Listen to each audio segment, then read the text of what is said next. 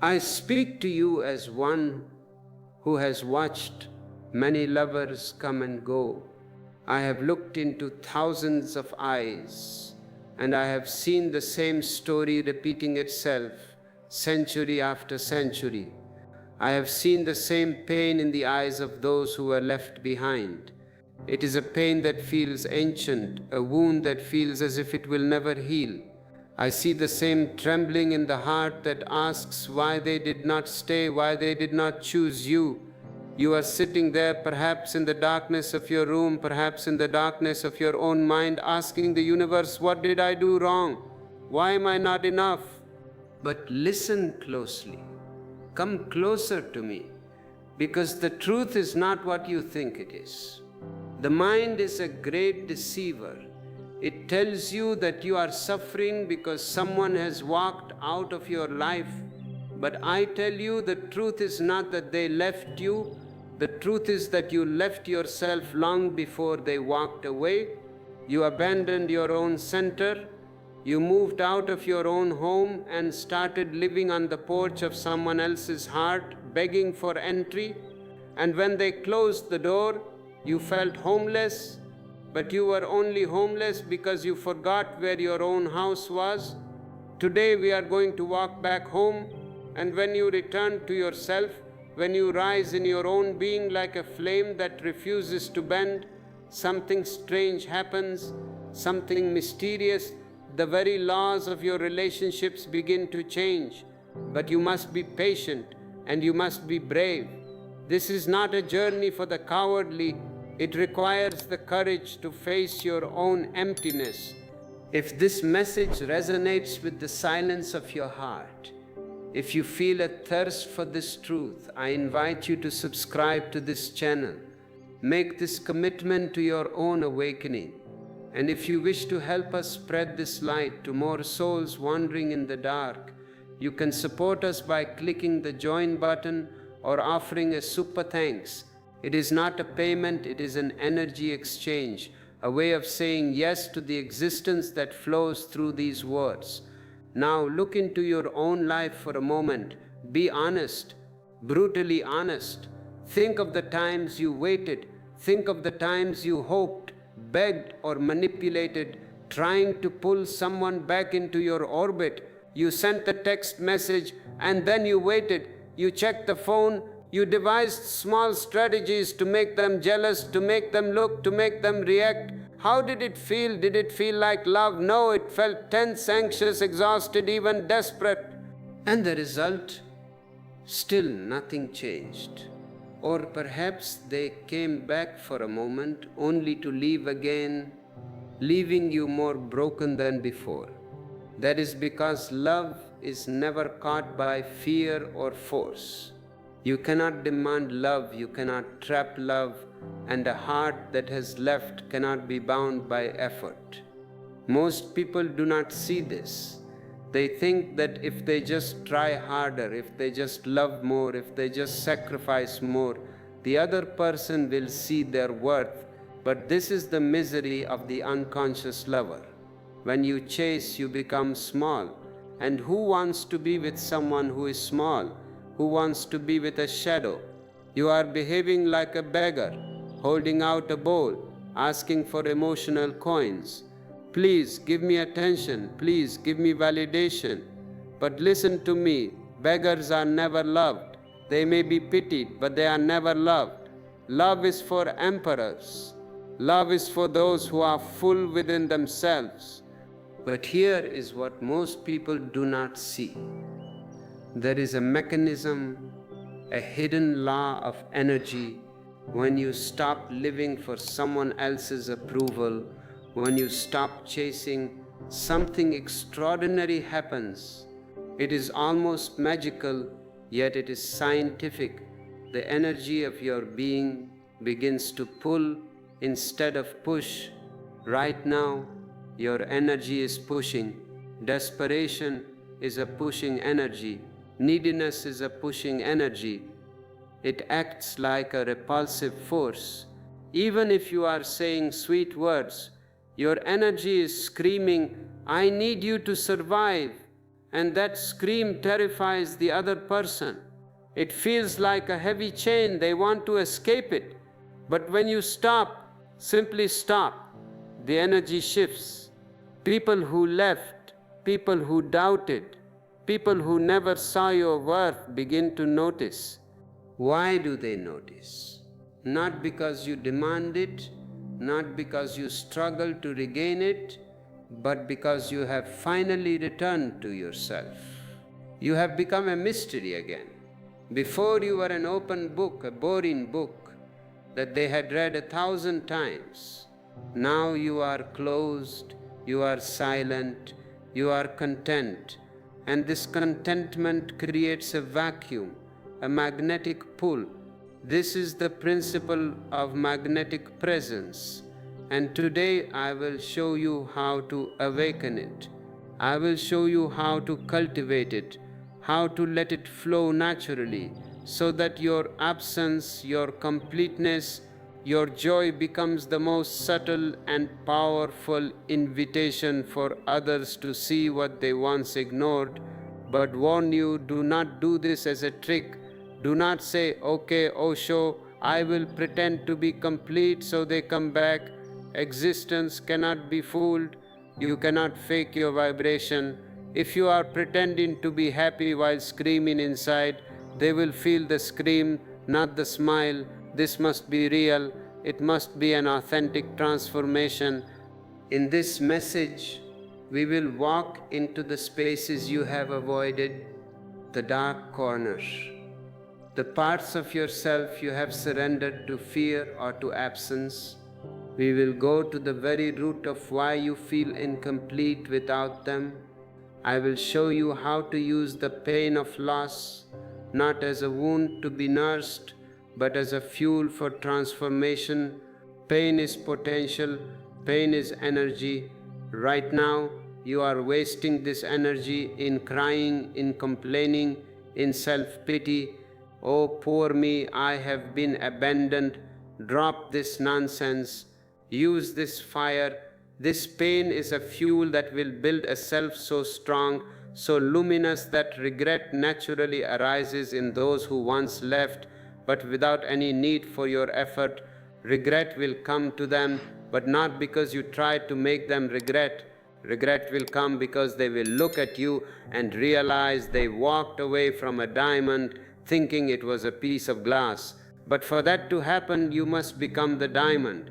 You must polish yourself with this fire. We will explore how to stop chasing, how to love yourself in ways that heal the emptiness, how to reclaim the energy that was scattered by longing. Imagine all the energy you have poured into thinking about them, stalking them, worrying about them. If you gathered all that energy back into your own center, you would become a sun. You would shine so bright that the blind would see you. And this is only the beginning. As we move together through this teaching, you will discover truths that are counterintuitive, truths that feel unfamiliar, yet truths that open the doors you have been waiting for. The mind will resist. The mind will say, but if I don't call them, they will forget me. I say to you, if you call them, they will definitely forget you, because you become just another notification, just another noise.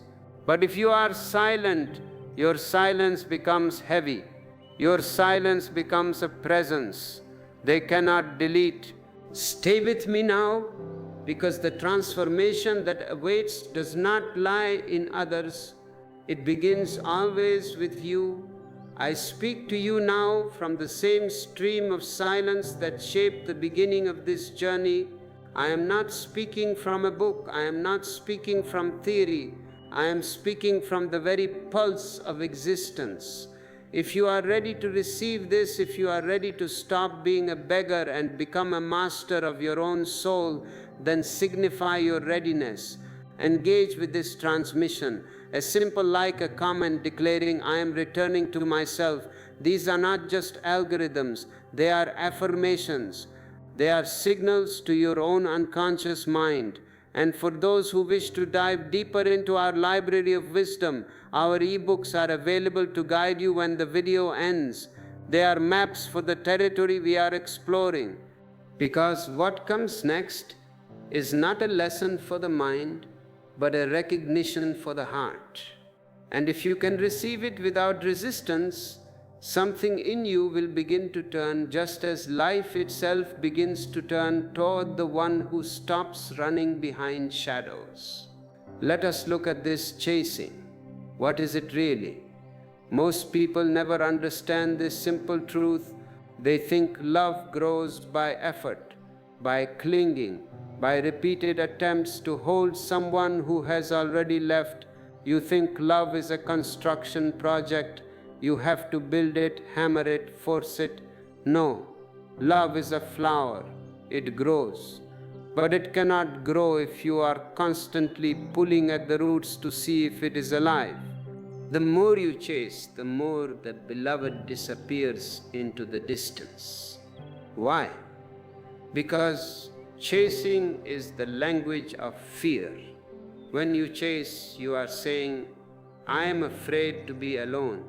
You are saying, I am insufficient.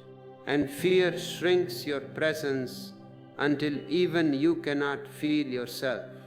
You become a ghost in your own life. And tell me, how can another feel you when you are no longer there? When you are obsessing over someone, you have vacated your own body. You are living in their mind, in their life. You are not home. If they were to knock on your door, there would be no one to answer because you are out there running after them. Come back home, sit inside your own house, light a candle, wait. And here is something most people completely miss. Something so obvious that the moment you hear it, a part of you will say, yes, of course, I knew this already. I only forgot. The chase is not for the lover who walked away. The chase is always for the self you abandoned long before they did. You are not missing them. You are missing you. You are missing the feeling of aliveness that you projected onto them. You used them as a screen. And on that screen, you projected your own joy, your own love. And when they took the screen away, you thought they took the joy. They did not take the joy. The projector is still inside you. The light is still inside you. You just need to turn it around and look at the source. And until that forgotten self returns, until that flame stands upright again, nothing you run behind will ever stop running away. It is a cosmic law. If you run, they run. If you stand still, the world comes to you. Let me take you deeper into this, because without going deeper, you will misunderstand the whole point and turn it into another trick to get someone back. And I am not teaching you tricks. Tricks are for manipulators. Tricks are for politicians. Love is not politics. I am showing you how to return to your own center, where your presence becomes so full and warm that life itself begins to circle around you as bees circle a flower that blooms for no one. Think of the flower. Does the flower run after the bee? Does the flower send text messages to the bee saying, why didn't you come today? I have so much nectar, please come. No. The flower simply blooms. It opens its petals to the sun. It dances with the wind. It enjoys its own fragrance. It is so full of joy, so full of juice that the bee has to come. The bee has no choice. The magnetism is too strong. Become the flower. Stop being the bee hunter. When you chase, you are begging. Even if you speak no words, your eyes beg, your tone begs, your very energy says, please don't leave me. And such a request hurts your own being more than it serves your desire. It degrades you. It humiliates your soul. And the other person feels this. They feel your lack of dignity. And it is very hard to respect someone who has no dignity. It is very hard to desire someone who has no self-respect. But when you stop, when you stand, when you breathe again into your own chest, as if reclaiming forgotten land, the begging melts, the fear melts, the noise melts, and what remains is something magnetic, something quiet yet impossible to ignore. Imagine a life where you no longer need their validation to breathe. Imagine a moment where you can sit alone in a park watching the leaves fall and feel absolutely blissful. You are not checking your phone, you are not wondering what they are doing. You are just there, fully present. That presence is power. That presence is what makes a person unforgettable. Look at a rose in the early morning, covered in dew, not chasing the bees, not chasing the wind, not chasing admiration or attention, simply blooming in its own fragrance. And by blooming it attracts, by being full it calls, by standing still it becomes irresistible. That is the energy of being. This is what you have lost. You have exchanged being for doing. You are doing so much worrying, planning, crying, messaging. Stop doing, start being. And when your heart remembers this state, the one who left begins to feel something strange. They are connected to you energetically. Do not doubt this. Even if they are miles away, even if they have blocked you on every device, there is an invisible cord. When you pull on that cord with your neediness, they feel the tension, they pull back. But when you drop the cord, when you let it go and turn to face the sun, the tension disappears. They feel a sudden release, and in that release, curiosity arises. Why has she stopped pulling? Why has she stopped chasing? Has she found something better? Has she found herself? A pull without effort, a memory without thought, a whisper inside saying you have changed. Something in you has become calm. Something in you has become whole. The river does not chase those who drink from it. Yet they return again and again because the river gives by being itself, flowing, alive, unbothered by who comes or who goes. Be the river. If someone drinks from you and leaves, let them go. You are still flowing, you are still fresh. Other travelers will come, or perhaps the same traveler will return, thirsty again. But if you dry up because one person left, then you are not a river, you are a puddle, and puddles become stagnant. What I am about to share may seem counterintuitive at first, especially if your heart is hurting and your mind is convinced that action will save you. The mind is addicted to action. It thinks, I must do something to fix this.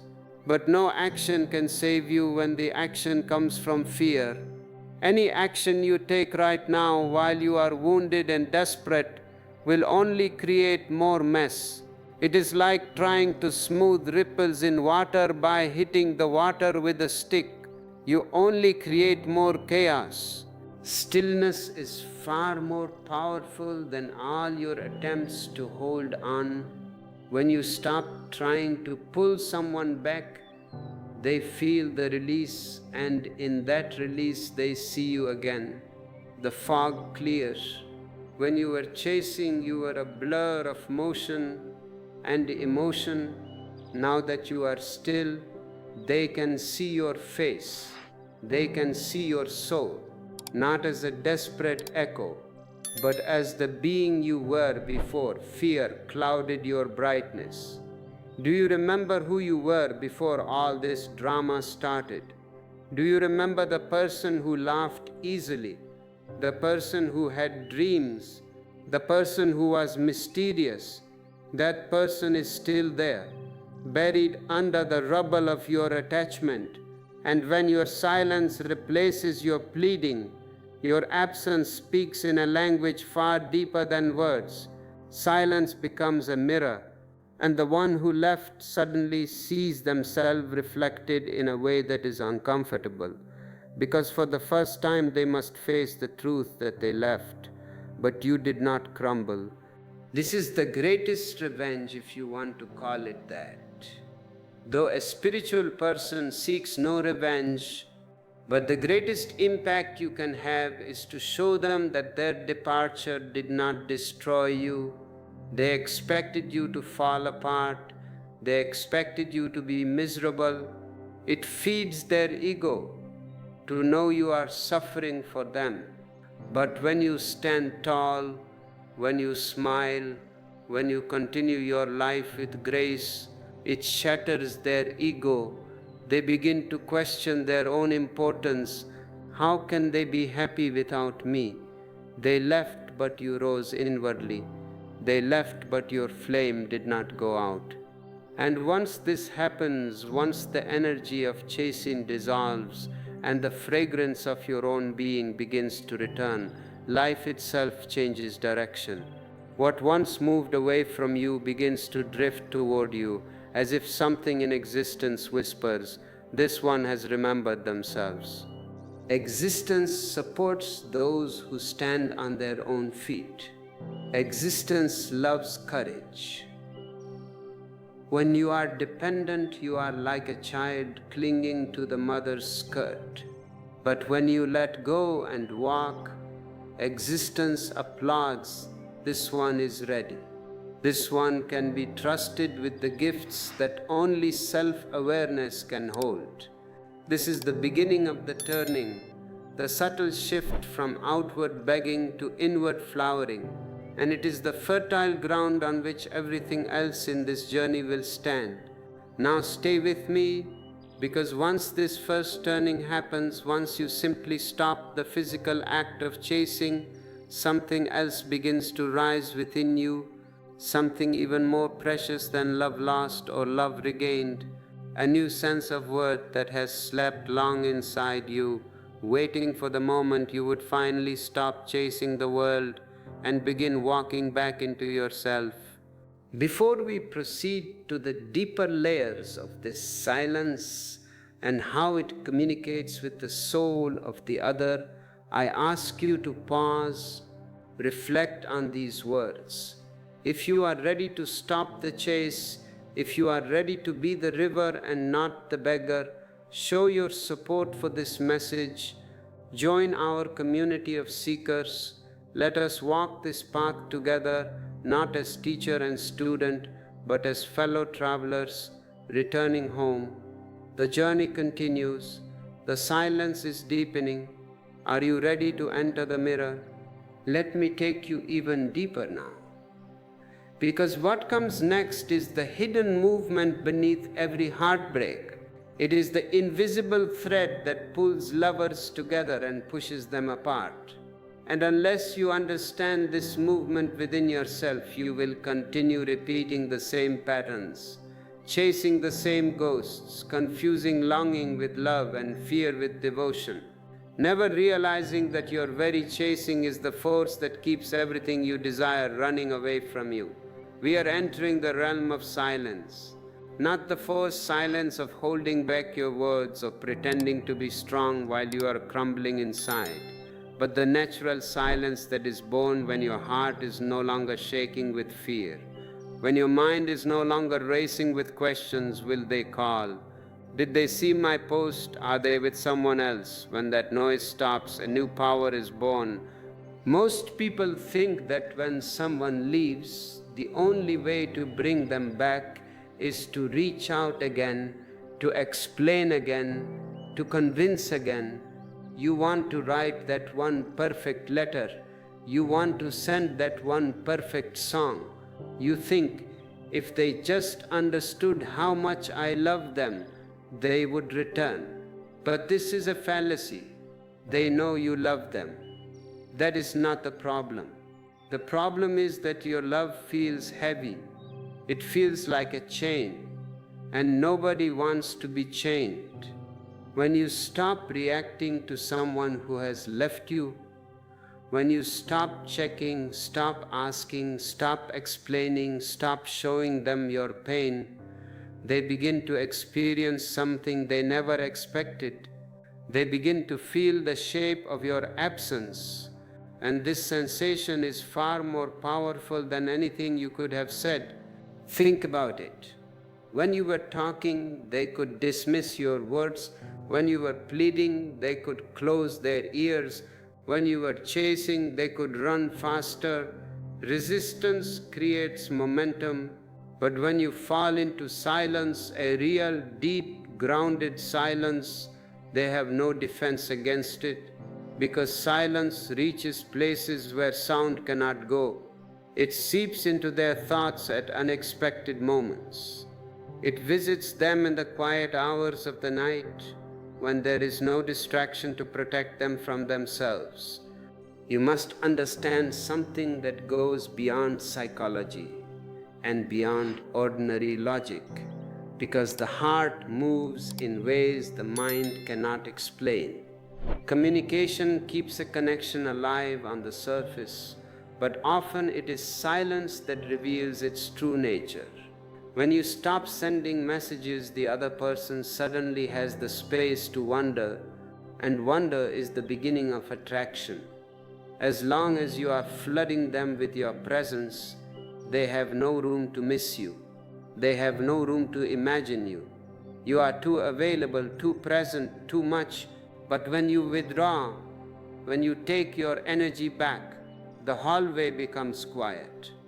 The door you were pounding on stands silent, and the person behind that door begins to feel a strange unease. Why is there no more knocking? Why is the hallway quiet? Why do I suddenly feel alone where I once felt crowded? This is the nature of true silence. It is not an act of manipulation. If you use silence to manipulate, it is just noise in disguise. It is just another way of shouting. I am talking about the silence that comes when you realize that words have failed and only being remains. In that return to yourself, your absence begins to glow like a presence, warm and unsettling, calling them to look again at what they walked away from. If you are beginning to feel the weight of this truth, if you realize how much noise you have been making in your attempts to be loved, take a moment to click the like button. It is a small gesture, but it signifies that you are ready to embrace the power of silence. And do not forget to subscribe, for we are building a temple of awareness here, brick by brick, silence by silence. Now let us look at the mirror. This is perhaps the most difficult part of the journey, but also the most liberating. When the silence settles, and you are no longer projecting your energy outward toward the one who left, the energy turns around. It hits a wall and comes back to you. And in that moment, you have to face yourself. This is why people are afraid of silence, because in silence you cannot hide. Here is something most people never realize until life forces them to see it. Every person you love is a mirror. They do not come into your life by coincidence, and they do not wound you by mistake. They appear exactly when you are ready to see a part of yourself that you have been unwilling to face. The lover who abandons you shows you your fear of being alone. The partner who betrays you reveals how deeply you still betray yourself. The friend who disappoints you exposes the expectations you hide behind kindness. Every encounter is a reflection, and until you understand this, you will keep breaking the same mirror again and again, blaming its cracks for your own blindness. When I look at human relationships, I see millions of people trying to polish the mirror. You change partners, you change appearances, you change your words. You think, if I find a better mirror, I will look beautiful. But the mirror on the wall is not the problem. The dust within your mind is the problem. You can replace the mirror 1,000 times, but until you wipe away that inner dust of fear, doubt, and longing, every reflection will distort. You will see rejection where there is truth. You will see betrayal where there is freedom. You will see loss where there is only transformation. The other is never responsible for your suffering. They only magnify what was already there, quietly sleeping inside you, waiting to be seen. Let me tell you a story. Once a seeker came to me crying. "Beloved Master," she said, "why do I keep attracting the same man in different bodies? Every time it ends the same. First passion, then pain. First promises, then silence. Why does God punish me like this?" I smiled, for her question was the question of almost every human being who has ever loved. I told her, because the lesson remains the same. Life will keep sending you the same experience dressed in new faces until you finally see the truth it carries. She was silent for a long time. Her tears softened. She realized that the pattern had not been a punishment. It was a call to awareness. The men were just postmen delivering a letter she refused to read. And because she didn't read it, life had to send another postman and another. When she finally understood that, she stopped searching for a different man and began searching for the one she had forgotten herself. When you blame the other, you avoid your own reflection. It is easy to say, "He is a narcissist, she is cruel, they are emotionally unavailable." Labels are easy. Labels protect your ego, but labels prevent your growth. The moment you stop asking, "Why did they do this to me?" and begin asking, "What in me is reacting to this?" you step out of the prison of repetition. Relationships become conscious only when you use them, not as escapes but as mirrors. They are the most sacred tools life has given you, living, breathing mirrors that show you the exact state of your consciousness. The people you attract are not accidents, they are teachers. Some stay to guide you gently, others burn you like fire, but even the fire is grace. It burns only what you no longer need. You cannot evolve if you keep surrounding yourself with comfort. Growth always comes with friction. That is why love hurts, not because love is cruel, but because you are still fragile in the face of truth. If you are ready to stop blaming the mirror and start cleaning the dust, I invite you to join our inner circle by clicking the join button. It is a space for those who are done with excuses and ready for transformation. Your support through super thanks also helps us keep this mirror polished for the world to see. Now deepen your understanding of this mirror. When you are filled with fear, you meet those who exploit it.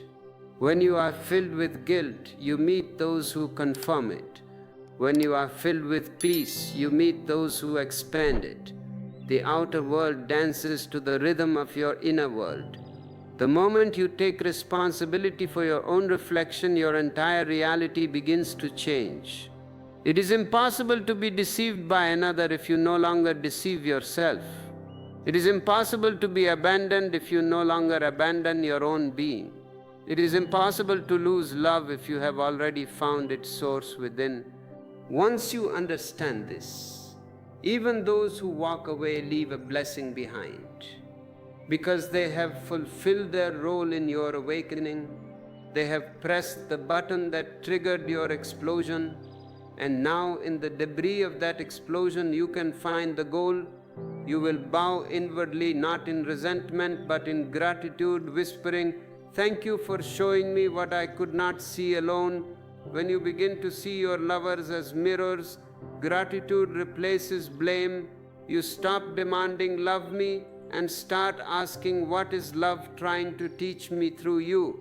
The moment that shift happens, love transforms. It no longer becomes a marketplace of emotions. I give you this, you give me that. It becomes meditation. You start to notice the reflection not only in those who please you, but also in those who challenge you. And in that recognition, something beautiful begins. Your relationships stop being chains and become paths to freedom. When gratitude dawns, judgment dies, and when judgment dies, love begins to breathe on its own, pure and unconditioned. The mirror no longer frightens you because you see it was never against you. It was always for you. Every face, every encounter, every heartbreak was a step leading you closer to your own soul. This is the alchemy of silence and sight.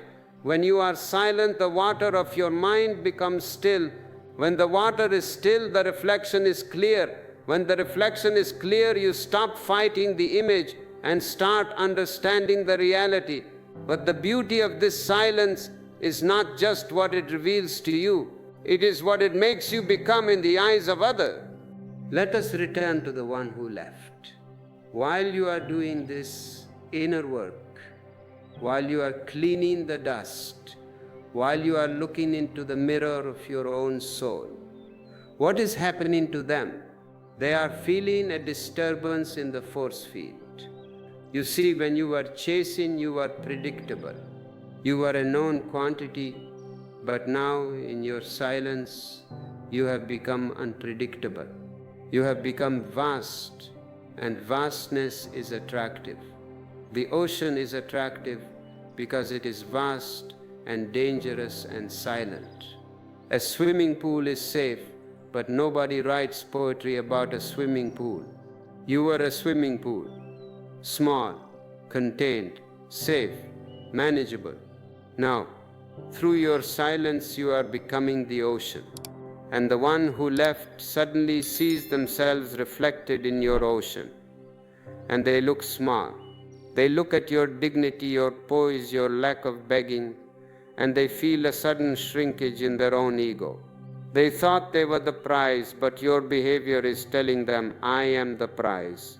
Not through arrogance. Arrogance is just fear shouting, but through a quiet, unshakable worthiness.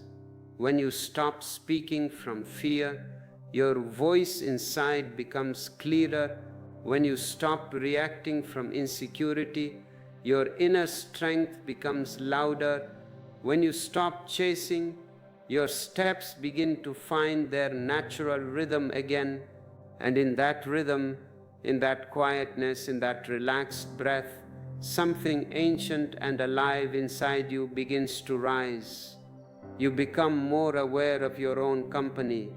You begin to hear your own thoughts without distortion. You begin to feel your own presence as if for the first time. Then silence becomes not something you use, but something you are. And from this new state, life begins turning toward you in ways that words could never have accomplished. But be warned, this silence will bring up pain. It will bring up the loneliness you have been running from.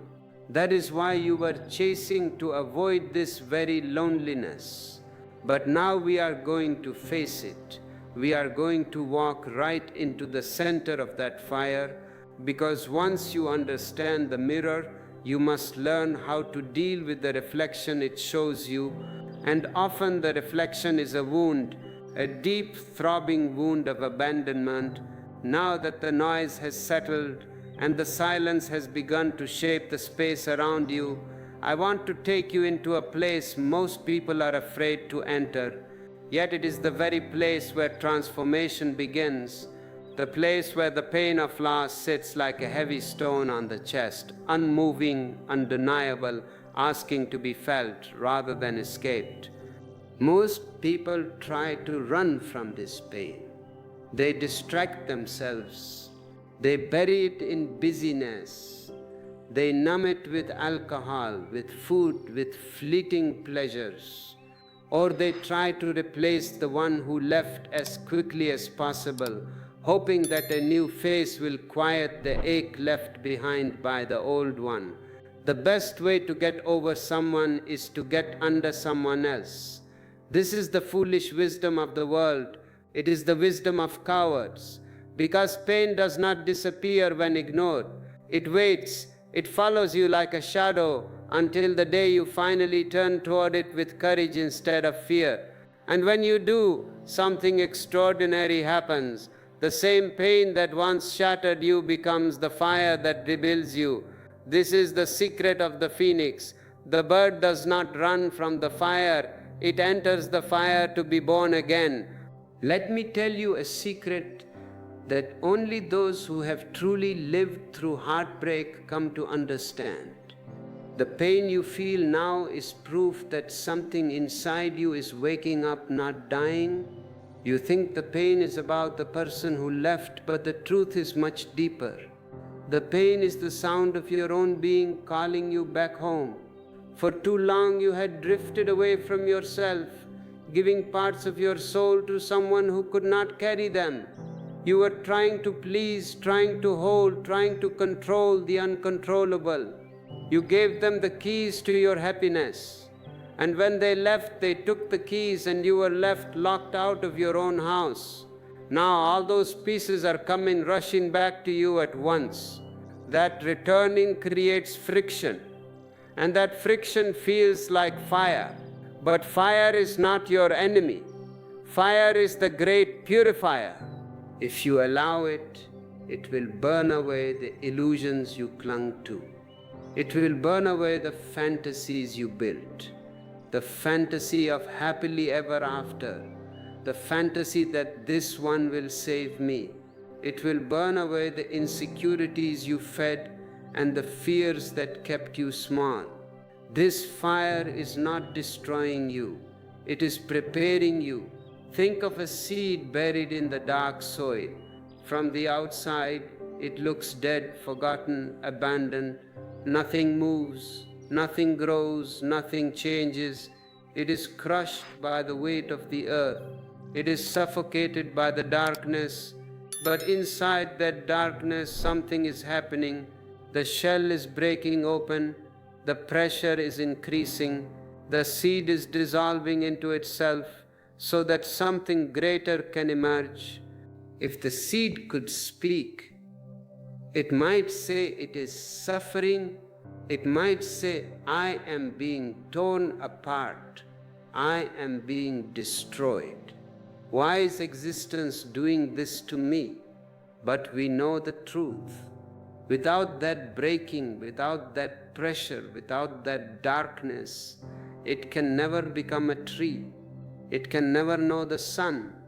It can never dance with the wind. And the same is true for you. The pain that feels like the end is actually the beginning. It is the cracking of your old self.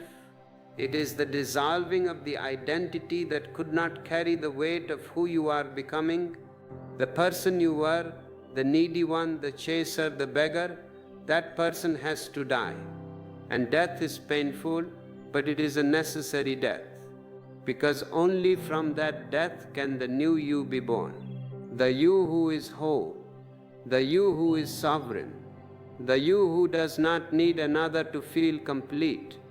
When you stop resisting this pain, when you allow it to be felt without judgment, without the story of why it shouldn't be there, without using it to punish yourself or blame another, a strange transformation begins.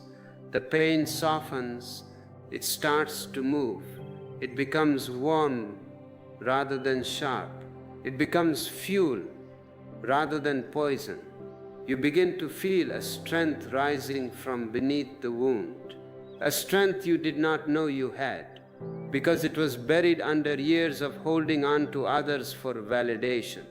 This is the moment your true self begins to rise, not the self that was shaped by fear or shaped by the need to be loved, but the self that knows its own worth simply by existing.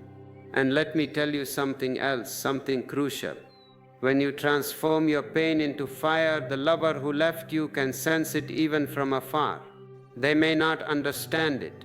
They may not know why your energy suddenly feels different, but they will feel the shift.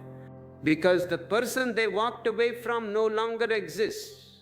The fragile self that once clung to them is gone, and in its place stands someone new, someone grounded, someone alive, someone who knows how to burn without turning to ash.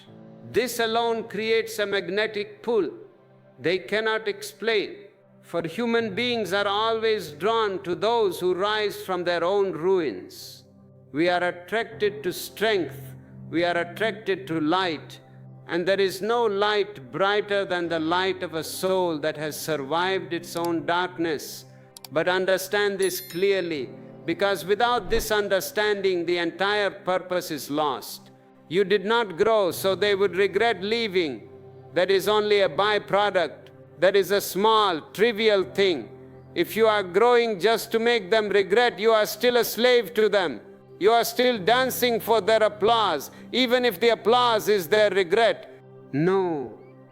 The true purpose is to reclaim the self you abandoned long before heartbreak entered your life.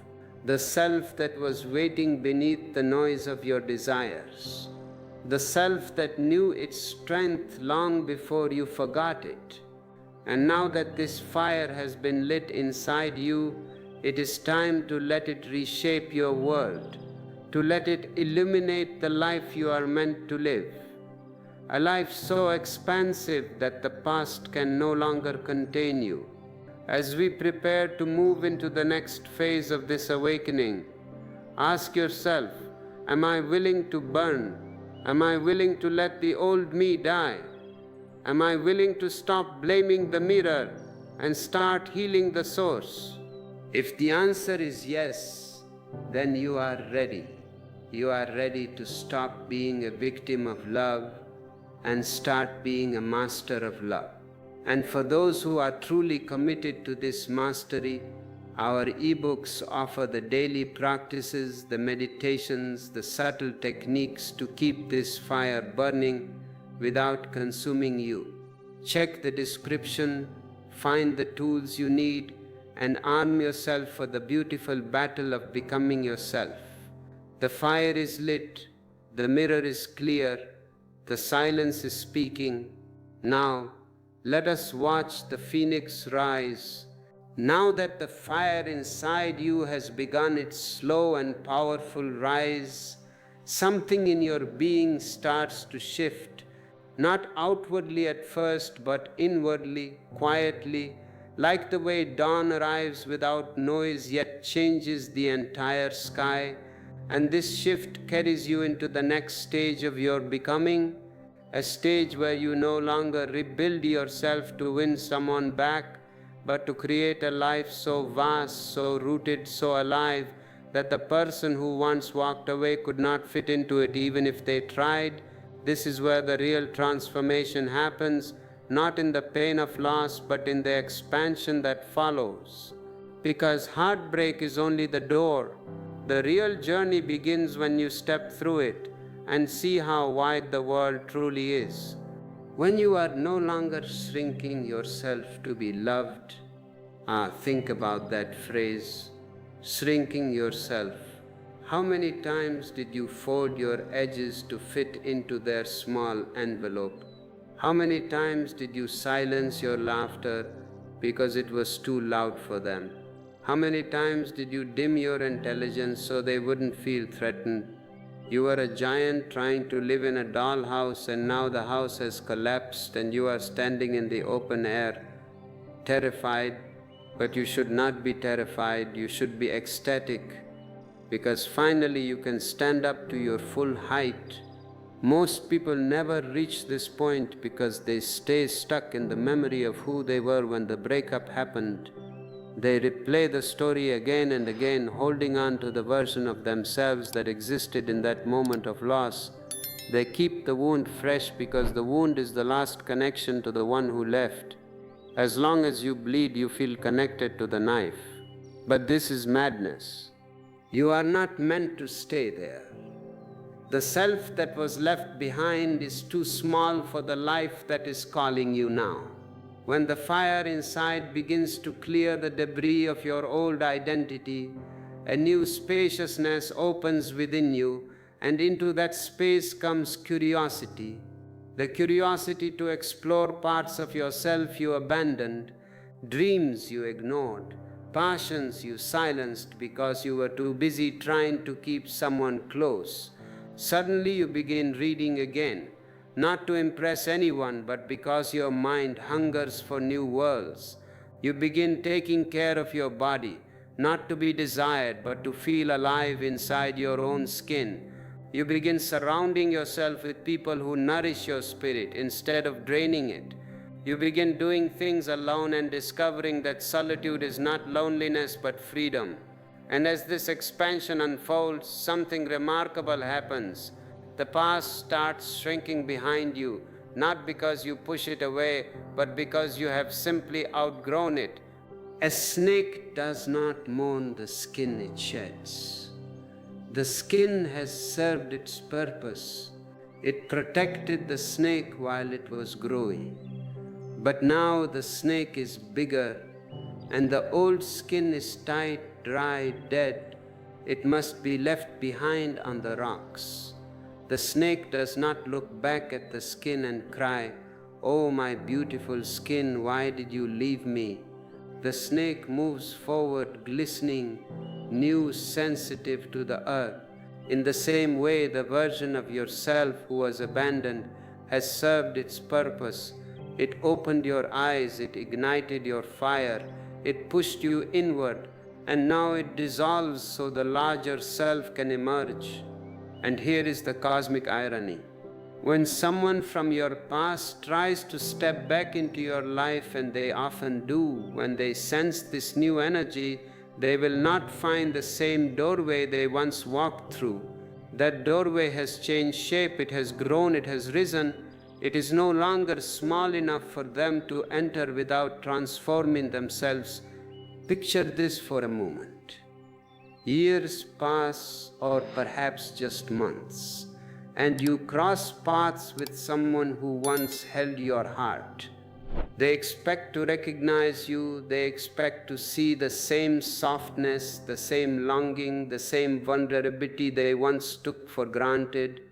They expect the beggar, but instead they find someone radiant, someone relaxed, someone complete, someone whose presence no longer bends toward them like a wilting flower seeking sun.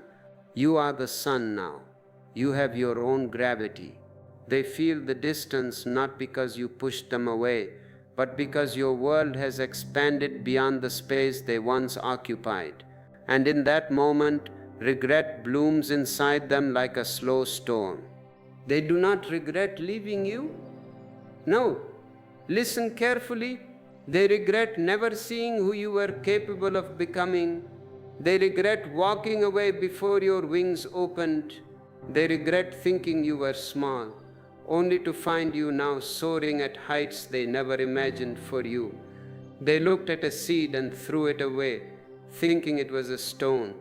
Now they see the tree and they realize their mistake. But understand this clearly, because without this understanding, the entire purpose is lost. You did not grow so they would regret leaving. If you did it for that reason, you are still the seed, you are not the tree. You grew because life demanded it, because your soul refused to stay confined in the walls built by fear and attachment. The regret they feel is only the shadow cast by your rising sun. Your job is not to look at the shadow. Your job is to keep rising. Your job is not to shrink again to make them comfortable. Your work is to continue expanding, to continue allowing your life to become a vast landscape they cannot claim, cannot control, cannot define. And the more you rise, the more natural it becomes to let the past fall where it belongs behind you, no longer a wound, just a memory that helped shape your wings. This expansion prepares the ground for something even more profound.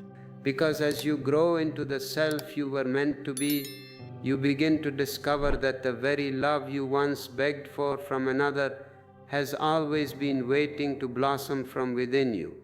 This is the great secret. The love was never in them.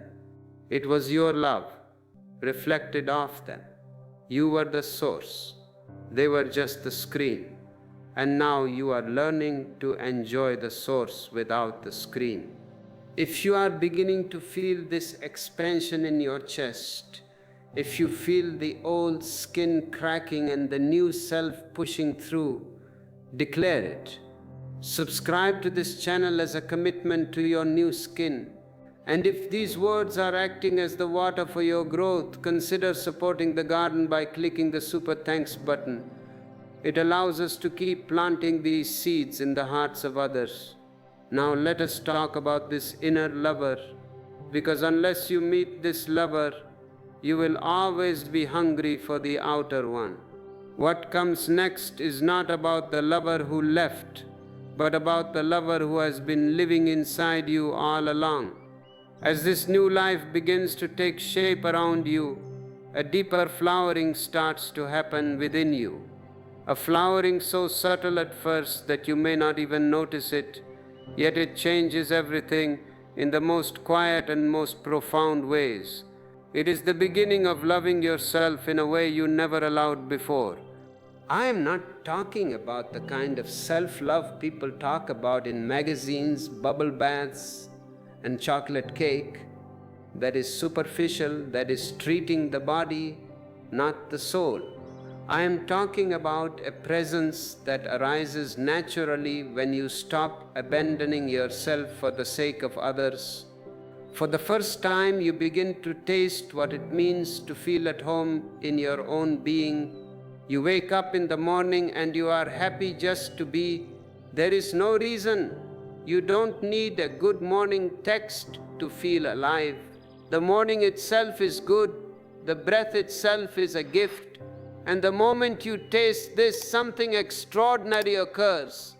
You become magnetic without trying, attractive without effort, luminous without seeking attention, because nothing in existence shines brighter than a person who has fallen in love with their own aliveness. Have you ever met someone who is truly happy with themselves? Not arrogant, not loud, but deeply, quietly content. They are irresistible.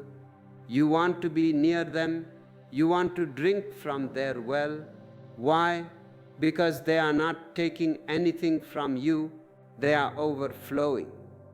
You see, the reason heartbreak hurts so deeply is not because someone has left you, but because you have been living disconnected from yourself for so long that their departure exposed the emptiness you had been avoiding. You used them as a cork to plug the hole in your soul. And when they left, the cork popped out and you felt the void. But that void is not empty. It is the womb of your rebirth. When you finally begin returning to yourself, when your breath finds a softer rhythm and your thoughts begin to lose their sharp edges, your energy transforms from scarcity into fullness. And fullness is irresistible.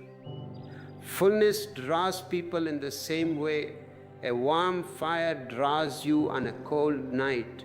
Not because the fire calls your name, the fire does not know your name. The fire does not care if you are a sinner or a saint. It simply burns. It simply offers comfort, light, warmth, a quiet sense of belonging. When you become full within yourself, people feel drawn to you without knowing why. Even strangers on the street will smile at you. Animals will come to you. Children will stare at you, because life recognizes life. And the lover who once left you, they begin to feel that same pull again, not because you want them back, but because your new wholeness reminds them of something they have lost within themselves. They see you and they see what they are missing. They see peace. They see freedom. But here is the danger. You say you want love, yet you keep choosing the same pain again and again. Have you noticed this pattern? You are addicted not to love but to the drama that hides your loneliness. The mind calls it romance, but it is only repetition. The same story, the same wound, new names, new faces. You break up with one person, and within weeks you are looking for another to play the same role in the same script. Please come and complete me, please come and hurt me. In this talk, I will show you how pain in love is not a curse but a cleansing, how heartbreak is not the destruction of love but its beginning. You will understand why you attract the same patterns, why love seems to hurt, and how to transform pain into awakening. You will not learn how to protect yourself from love. Protection is death. If you protect yourself from love, you protect yourself from life. You will learn how to love so deeply that no one can hurt you again. Because when you become love itself, there is no one left to wound. Who can hurt the ocean? You can throw a stone into the ocean swallows it and remains the ocean. You can curse the ocean continues to wave. When you are a puddle, every stone disturbs you. When you are the ocean, nothing disturbs you. I have seen many who come to me broken, trembling, carrying the ashes of love in their hands. They ask, "Why does love hurt so much?" And I tell them, love has never hurt anyone. What hurts is your illusion of what love should be. You wanted someone to complete you. You did not want to face your own emptiness. But emptiness is not your enemy. It is the space where love is born. Once you stop escaping yourself, the pain will turn into light. We will go step by step from the illusion of love to the understanding of love to finally becoming love itself. Do not expect quick comfort here. Comfort is a drug. I am a surgeon, not a drug dealer. I cut to heal. Expect truths. Do not expect lessons on how to avoid pain. Expect to see that pain itself is grace. And before this talk ends, you will not only understand why love hurts, you will feel why it was always worth it. You have been hurt in love, and in that hurt you've learned more about yourself than in all the smiles and promises that came before. Pain is a strange teacher. It doesn't knock politely. It enters like a stone, tears down what falls, and leaves you naked before your own truth. Most people try to run from that stone. They hide in distraction, in another person, in another fantasy of being saved. But you cannot run from what lives within you. The pain you feel is not punishment. It's revelation. It's life showing you what was never real to begin with. Here is something most people completely miss. The heart doesn't break because of love. It breaks because of everything that was not love. The expectation, the clinging, the belief that someone else should complete you. Love itself is too vast to break. Only the illusion around it can shatter. And when that illusion breaks, you call it heartbreak. But what if heartbreak was actually the beginning of seeing clearly? Let me tell you a story. A disciple came to me weeping. "Master," he said, "she left me. I loved her with all my heart, and she walked away. What will I do now?" I looked at him and smiled gently. "She never left you," I said. "She only stepped aside so you could finally see yourself." At first, he didn't understand. He thought I was mocking his pain. But as the silence grew between us, something in him began to settle.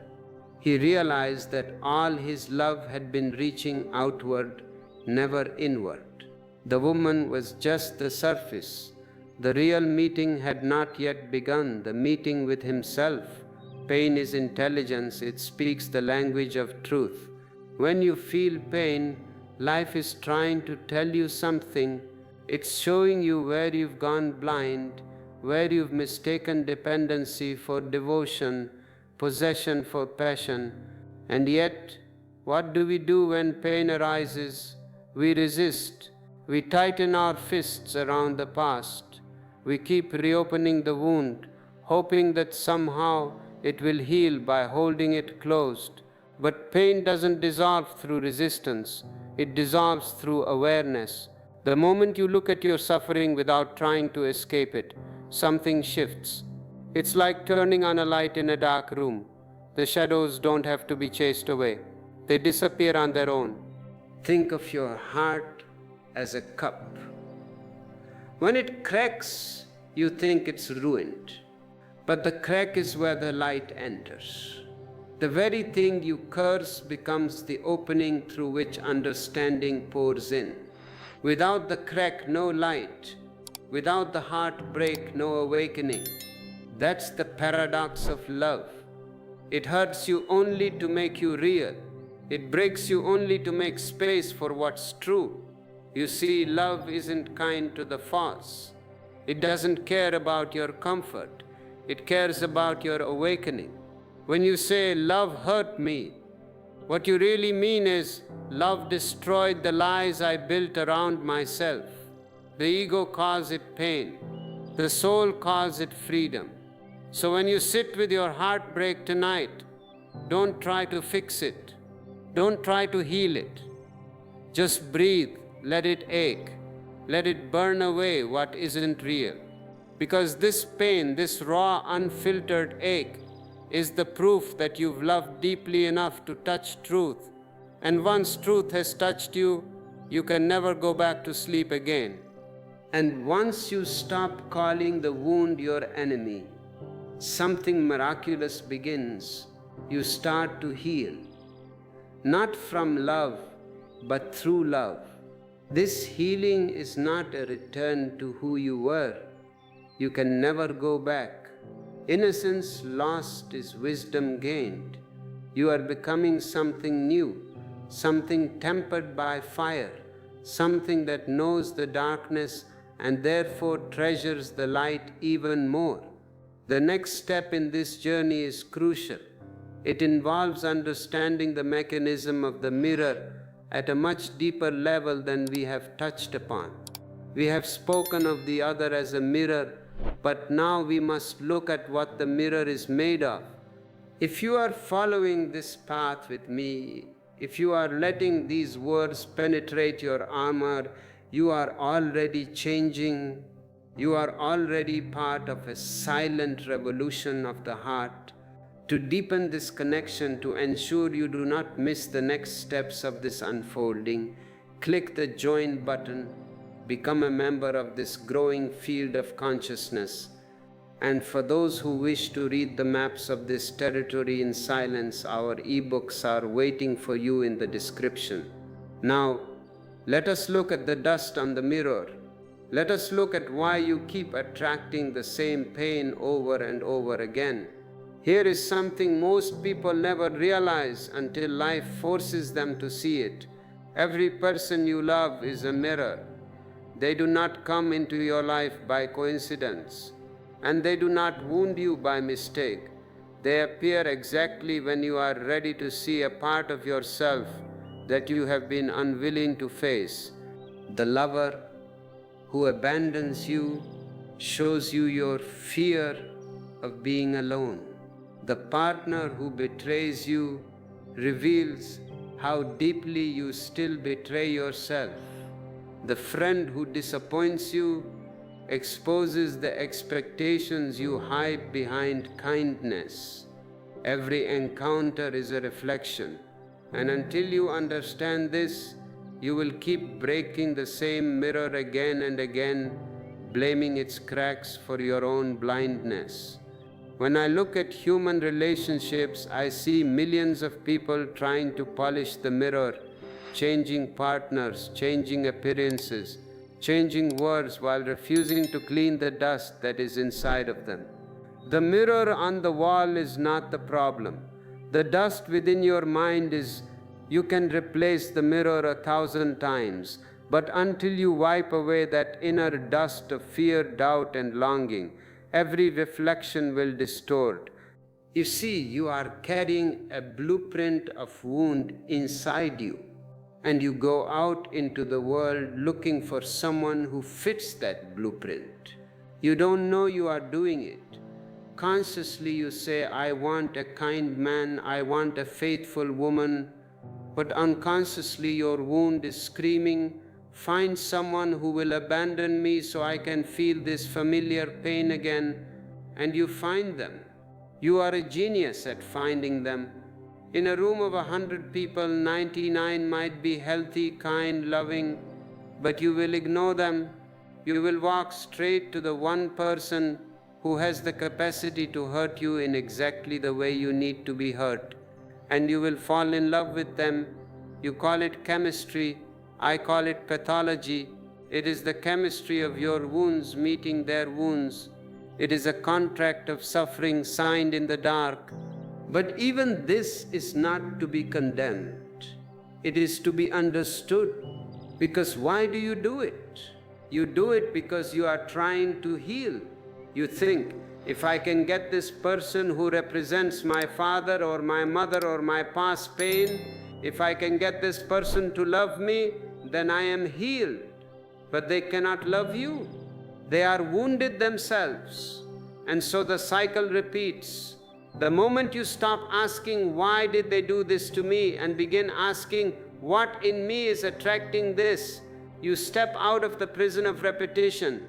Relationships become conscious only when you use them not as escapes but as mirrors. They are the most sacred tools life has given you. Living, breathing mirrors that show you the exact state of your consciousness. The people you attract are not accidents. They are teachers. Some stay to guide you gently. Others burn you like fire. But even the fire is grace. It burns only what you no longer need. You cannot evolve if you keep surrounding yourself with comfort. Growth always comes with friction. That is why love hurts, not because love is cruel, but because you are still fragile in the face of truth. The more aware you become, the more you will see this law in action. When you are filled with fear, you meet those who exploit it. When you are filled with guilt, you meet those who confirm it. When you are filled with peace, you meet those who expand it. The outer world dances to the rhythm of your inner world. And the moment you take responsibility for your own reflection, your entire reality begins to change. This is the key to breaking the cycle. Responsibility, not blame. Blame is heavy. Responsibility is light. Blame says, it is my fault, I am bad. Responsibility says, it is my creation, I am powerful. Once you see that you are the creator of your relationships, you can create differently. You can choose from clarity, not from confusion. You can choose from fullness, not from hunger. And this brings us to the next vital understanding. How to move from being a beggar to being an emperor. How to stop demanding love and start being love. It is impossible to be deceived by another if you no longer deceive yourself. It is impossible to be abandoned if you no longer abandon your own being. It is impossible to lose love if you have already found its source within. These are not just poetic words. They are the laws of existence. When you stand in your own truth, no lie can touch you. It passes through you like smoke. When you stand in your own fullness, no departure can empty you. It only creates more space for you to expand. Once you understand this, even those who walk away leave a blessing behind because they have fulfilled their role in your awakening. They were actors in the play of your life, and their part is done. You will bow inwardly, not in resentment but in gratitude, whispering, "Thank you for showing me what I could not see alone." Can you imagine this level of freedom to look at the person who broke your heart and feel genuine gratitude, not a fake spiritual gratitude where you pretend to be holy, but a real, visceral thankfulness. Thank you for pushing me off the cliff, because in falling, I learned I had wings. When you begin to see your lovers as mirrors, gratitude replaces blame. You stop demanding, "Love me," and start asking, "What is love trying to teach me through you?" The moment that shift happens, love transforms. It no longer becomes a marketplace of emotions. It becomes a temple. You start to notice the reflection not only in those who please you, but also in those who challenge you, not only in your lovers, but in strangers, not only in others, but in yourself. And in that recognition, something beautiful begins. Your relationships stop being chains and become paths to freedom. When gratitude dawns, judgment dies. And when judgment dies, love begins to breathe on its own, pure and unconditioned. The mirror no longer frightens you because you see it was never against you. It was always for you. Every face, every encounter, every heartbreak was a step leading you closer to your own soul. When you can finally look into the mirror of another and smile at your own reflection without fear or expectation, you have discovered the secret. Love was never about two bodies meeting. It was about two reflections merging into one clear awareness. If this vision of love stirs something in your ancient memory, if you feel the chains loosening even a little, mark this moment. Click the like button, not for the algorithm, but as a signal to yourself that you are ready for this freedom. And for those who want to support the spreading of this freedom to other trapped souls, the super thanks button is your way to give back to the flow. Now we must dismantle the biggest lie you have been told about love, the lie that turns lovers into enemies, the lie that turns a garden into a prison. And when this understanding blossoms, you will realize that love was never something you found outside. It was always the quality of seeing. Love is clarity. Love is consciousness looking into itself. What I am about to share may sound strange at first because for centuries you've been taught the opposite. You have been brainwashed by your societies, your religions, your romantic novels. You've been told that love means belonging to someone, that the proof of love is possession, that to hold someone close you must keep them, bind them, make them yours. You are mine. This is the sentence that kills love. I am yours. This is the sentence that kills freedom. But what if that very idea, the one you've been taught to worship, is the seed of all your suffering in love? What if love doesn't want to be owned at all? What if love is the sky and you are trying to lock it inside your pocket? Can you possess the sky? You can enjoy it, you can dance under it, you can breathe it. But the moment you try to cut a piece of it and put it in a box, it is no longer the sky. It is just stagnant air. When you try to possess love, it dies, because love can live only in freedom. It's like a bird that sings because the air is open. Cage the bird and you kill the song. Even if you keep the bird, possessiveness always comes from fear. Look at your own relationships. Why do you want to possess? Why do you want to check their phone?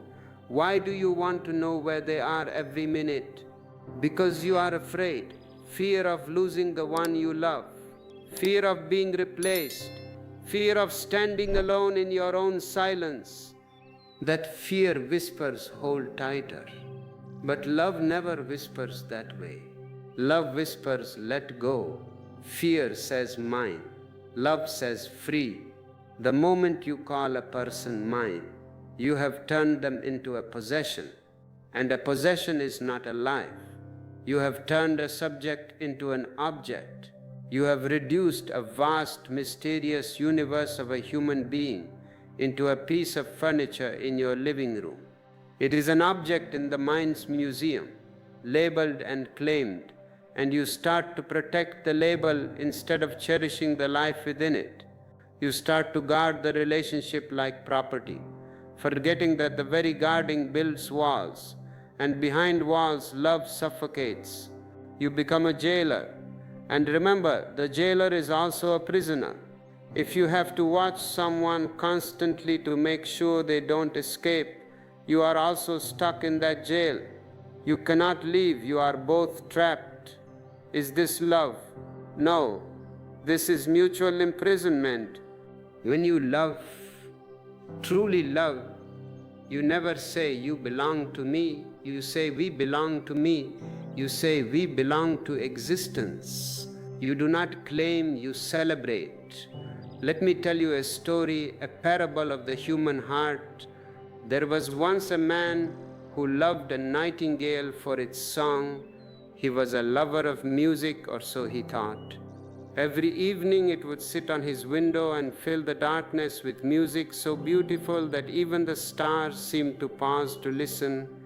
The song was wild, unpredictable, ecstatic, but one night fear entered his heart. What if it flew away? What if it sang for another? What if a storm came? What if a hawk came? The mind is a factory of what ifs. So the next morning, he caught the bird and locked it in a golden cage. It was a beautiful cage, the most expensive cage money could buy. He put the best seeds in it. He promised to keep it safe, to feed it, to love it forever. He thought he was doing a great act of love. Look how much I care, he told himself. I am protecting you. But that night the music was gone. The bird sat silently, its eyes dim, its wings folded. The man waited. He pleaded, "Sing for me, I have given you everything." But a prisoner cannot sing the song of freedom. The bird could chirp, perhaps, but the soul of the song was the open sky. The man still had the bird, but he had lost the song. This is what happens to your love when you cage it with control.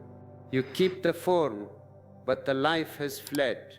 You have the husband, the wife, the boyfriend, the girlfriend. You have the label. You have the body in the bed next to you. But the spark, the magic, the dance, it is gone, and you wonder where it went. You killed it with your safety. When you possess, you do not love the person. You love the certainty they give you. But certainty is dead. Life is uncertain. Death is certain. If you want 100% certainty, go to the graveyard. There nobody changes their mind. There nobody leaves you. But life never changes, never dances, never surprises. No, certainty never dances. Love is alive only when it's uncertain. It thrives in the unknown. The very beauty of love lies in the fact that it can disappear any moment. That is what makes it precious. A plastic flower lasts forever, but who cares about a plastic flower? A real rose fades in the evening. That is why you have to look at it now. That is why you have to smell it now. That's why it keeps you awake, tender, grateful. The mind wants guarantees, but love offers no contracts. Love says, be here now, not because you must, but because you choose to. When both people understand this, love becomes sacred, effortless, weightless. But you see, the ego cannot tolerate uncertainty. The ego is a control freak. It calls it danger, but it's not danger, it's life itself. So the ego begins to create rules, promises, expectations, boundaries, all in the name of safety, all in the name of love. And then you wake up one morning wondering why the fire has gone out. Why what was once wild now feels heavy and tired. It's because love cannot breathe under ownership. If you are realizing now that you have been a jailer in the name of love, do not judge yourself, just see it. Awareness is the key to unlock the cage. You first must see the cage, and to help you find the keys to unlock your own heart, consider joining our community. Click join. It is a step toward uncaging yourself. When you stop trying to hold love, it starts holding you. When you stop demanding loyalty, you discover presence. Presence is the purest fragrance of love. It means being with another person so totally that time disappears. It means meeting them each moment as if you've never known them before. Because truly, you haven't, they are new. You are new. Every breath recreates the body. Every thought recreates the mind. The person you slept next to last night is not the same person waking up this morning. Her river has flowed, his cells have changed. Can you meet them anew, or are you meeting your memory of them? The moment is new. Presence doesn't ask, will you stay? It simply asks, are you here now? Because if you are here, really here, there is no need for fear. The future disappears, and with it, the anxiety of loss. Only this breath, this touch, this silence remains. When two people are truly present with one another, love becomes meditation. You can sit in silence together, and the silence speaks more than words ever could. You can look into each other's eyes and you'll see not a person but infinity reflected back. Presence doesn't try to change the other, it accepts them as they are. And that acceptance becomes transformation. Have you noticed? When you try to change someone, they resist, they fight, they become more stubborn. But when you accept them totally, when you say, I love you exactly as you are, with all your flaws, with all your darkness, suddenly they relax. And in that relaxation, they begin to change, not because you force them, but because your love gave them the safety to grow. Presence allows love to breathe naturally like the ocean's tide, flowing in, flowing out, without resistance, without control. The mind, of course, will fight this, it will whisper, but what if they leave? And I say, let them, if that is where their journey leads. This is the hardest thing for the ego to hear, but it is the truest thing for the soul, because if love is true, it will never leave you. It will only change its form. When you trust love enough to let it go, you make space for it to return freely. And if it doesn't return, then it was never love, it was fear wearing the mask of desire. So let this be your meditation. Sit with your lover, or sit with the memory of your lover, as if you are sitting with existence itself, unpredictable, beautiful, and beyond control. Do not try to capture them in memory. Meet them anew in every heartbeat.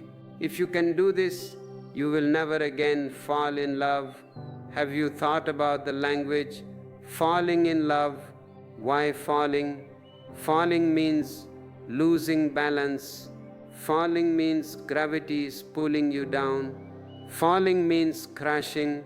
Falling means clinging to another to steady yourself. You fall because you are weak. You fall because you cannot stand alone. Instead, you will rise in love, rising into awareness, rising into freedom, rising into the simple joy of being with another without needing them to complete you. When you rise in love, you are an emperor meeting an empress. You are two peaks of the same mountain range meeting high in the sky. You are not leaning on each other. If one moves away, the other does not fall. The other stands, majestic, beautiful, perhaps a little solitary, but never broken, And when love becomes presence, not possession, you will know what I mean when I say two people can hold hands and still be free. Their hands are clasped, but their souls are loose. They are walking together, but they are not tied together. This is the only way love can survive. Any other way is a slow suicide. Now we move into the most sacred alchemy of all, the turning of pain into understanding. The moment when the wound that once burned you becomes the very fire that lights your way. We have spoken of the cage, we have spoken of the mirror. Now we must speak of the knife that cuts you open so you can finally see what is inside. Pain is not here to destroy you. It is here to wake you from your sleep. Every heartbreak, every tear, every silent night where you stared into the dark, wondering why all of it was a secret invitation. Life was saying, come closer, stop running. There is something I want you to see, but you did not want to see. You wanted comfort, not clarity. You wanted healing without awareness. And that is why pain stayed, because it was still waiting for you to listen. Pain is a patient guest. It will sit in your living room until you acknowledge it. You can ignore it. You can turn up the TV. You can drink wine. But the pain sits there, waiting. And the moment you turn off the TV and look at it, it begins to speak. Pain is a teacher that does not speak in words. It teaches through experience, through endings, through absence. It strips away the layers of illusion that you have built around yourself. Illusions of control, of permanence, of ownership. When love leaves, it does not take anything real with it. It only takes away your dreams of what you thought life should be. And in that emptiness, in that vast space where the story collapses, something profound begins to emerge, understanding. But understanding is not born from avoidance. It is born when you sit quietly with your pain and let it burn without resistance. Are you ready to sit in that fire? Are you ready to stop running? If you are on the verge of the greatest discovery of your life. This discovery requires guidance. It requires a map. Our ebooks are designed to be that map. They contain the meditations that help you sit in the fire without burning. Check the description below. Most people cannot do this. They distract themselves. They run to another person, to a new story, to some movement that promises to fill the void. But whatever is not faced will return again and again until it has been met with full awareness. Meditation is nothing but this meeting. The courage to sit with yourself without flinching. When you meditate on your pain, you do not analyze it. You do not ask, why me? You do not ask, whose fault is it? That is the mind playing games. You do not interpret it. You simply witness it. You say, yes, there is pain. It is here. It is energy. And something miraculous happens. The pain begins to change its flavor. The same fire that once burned now starts to illuminate. The same tears that once felt heavy start to cleanse. It is as if the poison turns into medicine the very moment you stop fighting it. This is the alchemy I invite you to, from poison to medicine, from grief to grace, from a broken heart to an open heart. Once a woman came to me. Her eyes were swollen from crying. She was trembling like a leaf caught in a violent storm. She fell at my feet and said, "Beloved Master, how can I love again after being betrayed? He promised me forever, and he left me for another. My heart is dead. I will never trust anyone again." I looked at her into the depth of her suffering and I said, "Do not love again. Become love." She stared at me in disbelief. The mind cannot understand such a thing. The mind thinks love is a verb, an action directed at someone. I love you. But I was telling her something different. I was telling her that love is a state of being. When you become love itself, I told her no one can betray you. Why?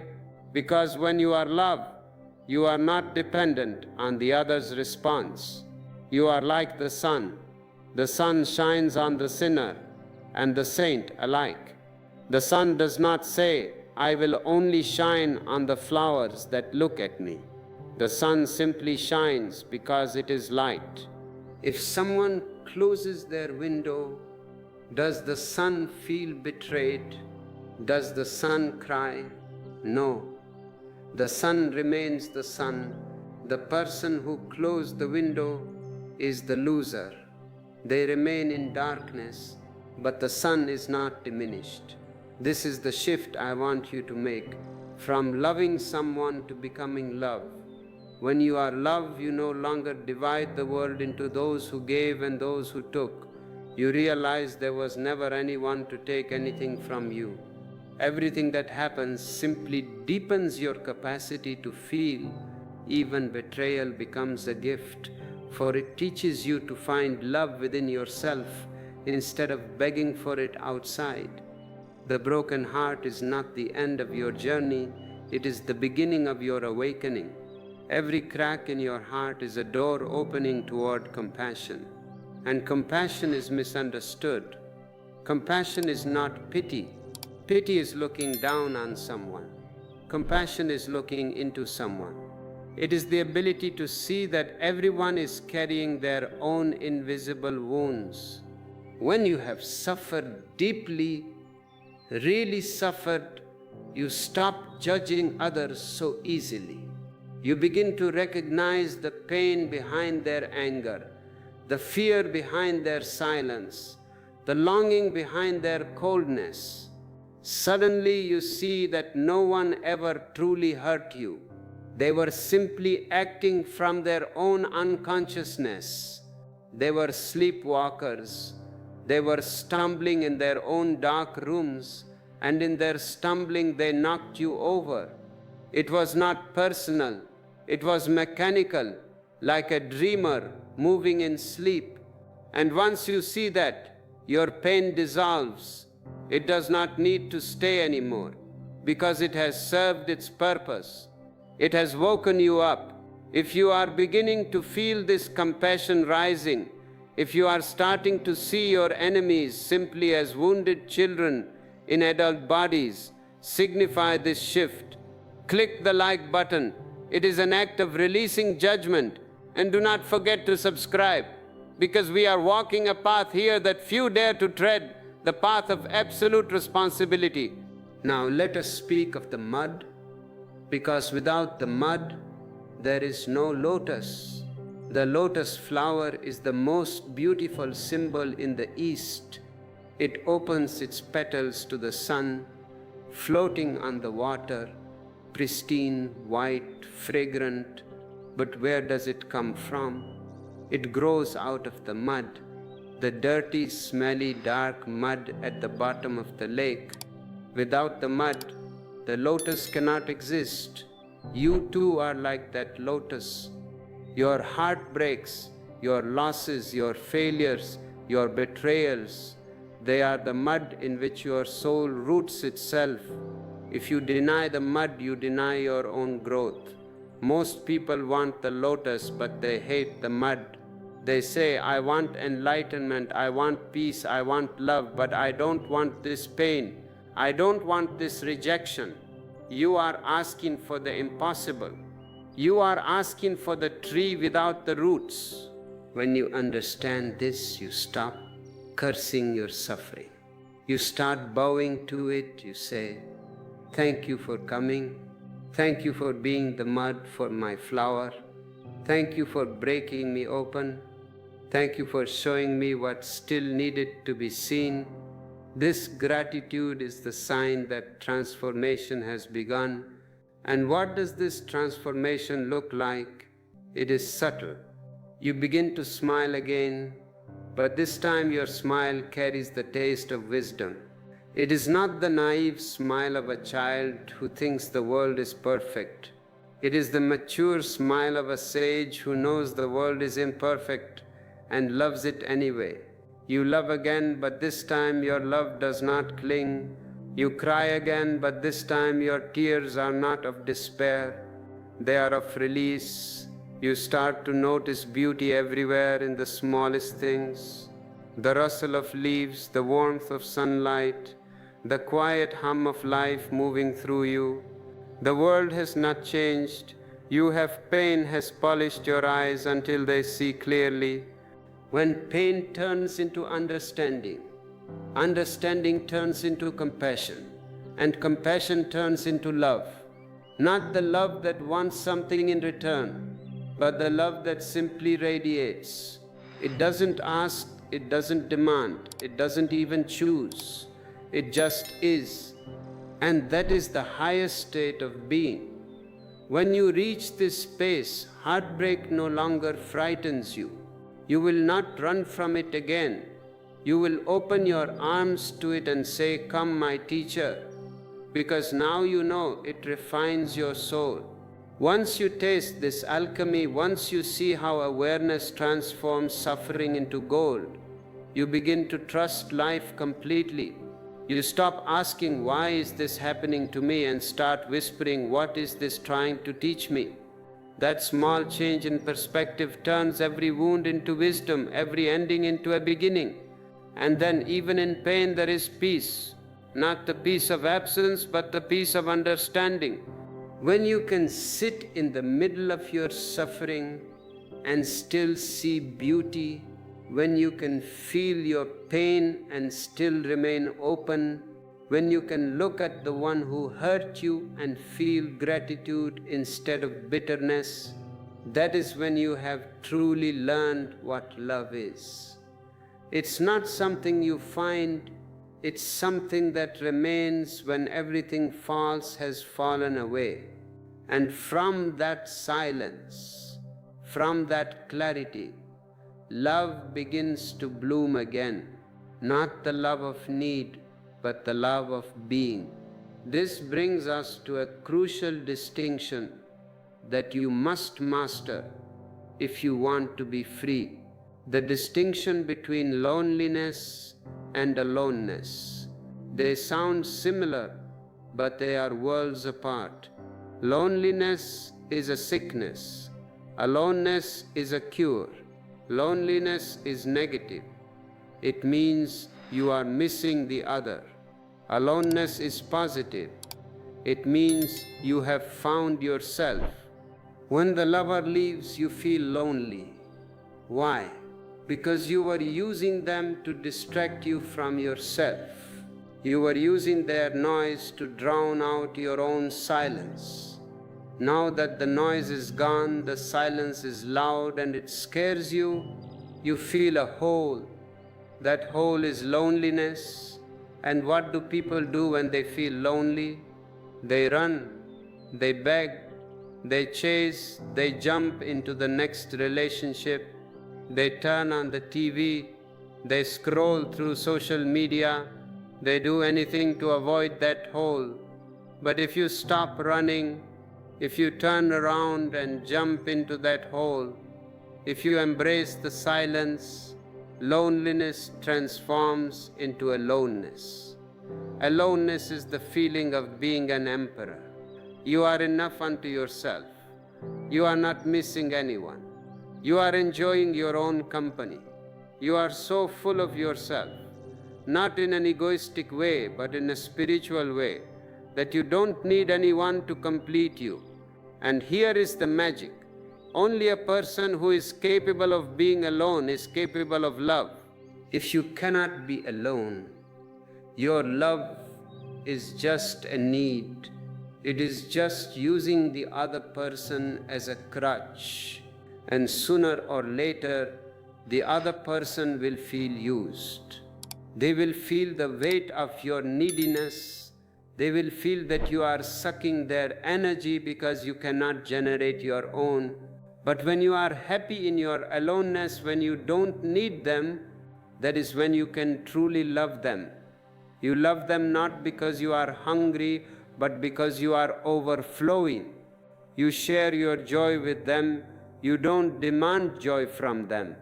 And this is what makes you magnetic. Imagine the ex-lover looking at you. If they see you are lonely, they feel pity or they feel superior. Oh, look at him, he is miserable without me. It feeds their ego. But if they look at you and see that you are alone, radiant, happy, centered, enjoying your life, they are confused. Their ego is shattered. How can she be happy without me? Was I not essential? This confusion turns into attraction. They want to know your secret. They want to taste that independence. They are drawn to your aloneness like a moth to a flame. But remember, you must not fake this. You cannot pretend to be alone while you are secretly lonely. Eyes don't lie, vibration doesn't lie. You have to do the work.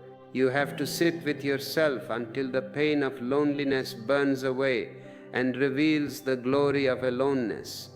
You have to take yourself on dates. You have to treat yourself like the most beloved person in the world. There comes a moment in every seeker's journey when the search itself dissolves. When you stop looking for love and suddenly realize that you have been the source all along. Up until now, you were like a wave searching for the ocean, crying, "Where is the sea? Why can't I find it?" Unaware that every drop of your being was made of nothing but water. This is the final step, the moment when the seeker and the sought disappear and only love remains, when you have walked through the fire of pain, when you have seen the mirrors of relationship and the futility of possession, when you have allowed every illusion to burn away. What is left is not emptiness but fullness. You realize that love was never something you did, nor something you received. It was the silent presence in which everything happened. It was there when you laughed. It was there when you cried. It was there even in your loneliness, waiting patiently for you to notice. People ask me, "Osho, where do I find love?" And I say, stop looking. You can't find what you already are. The search is the problem. The very idea that love exists somewhere outside creates the separation that causes your pain. The moment you stop searching, the distance collapses. Love was not missing. Only your awareness of it was. When the mind becomes silent, even for a single moment, love overflows like a spring that was hidden beneath stones of thought and fear. It doesn't have a direction. It flows in all directions. It doesn't need an object. It becomes a state of being. You begin to see love not as a feeling towards someone, but as the very substance of your existence. When you breathe, it is love breathing through you. When you look, it is love seeing itself through your eyes. The same life that moves through the trees, the rivers, and the stars is moving through you. And when you feel this directly, not as an idea, not as philosophy, but as experience, you understand that no one can give or take love away from you again. They can only awaken or mirror what was already there. The one who hurt you was a messenger, not a thief. They arrived to remind you of your own capacity to feel your own depth of being. Without them, perhaps you would have remained asleep a little longer. So even those who wounded you deserve your gratitude, for they brought you closer to yourself. This is the point of no return. Once you see this, you cannot unsee it. You can no longer play the victim. You are the creator. You are the source. And now, as you stand in this new understanding, you are ready for a new kind of relationship. Not one born of hunger, but one born of abundance. But how do you live this in the practical world? How do you interact with the one who left or the one who is coming next? from this state of aloneness. Do not move too fast. Let this settle. Let the mud nourish the roots.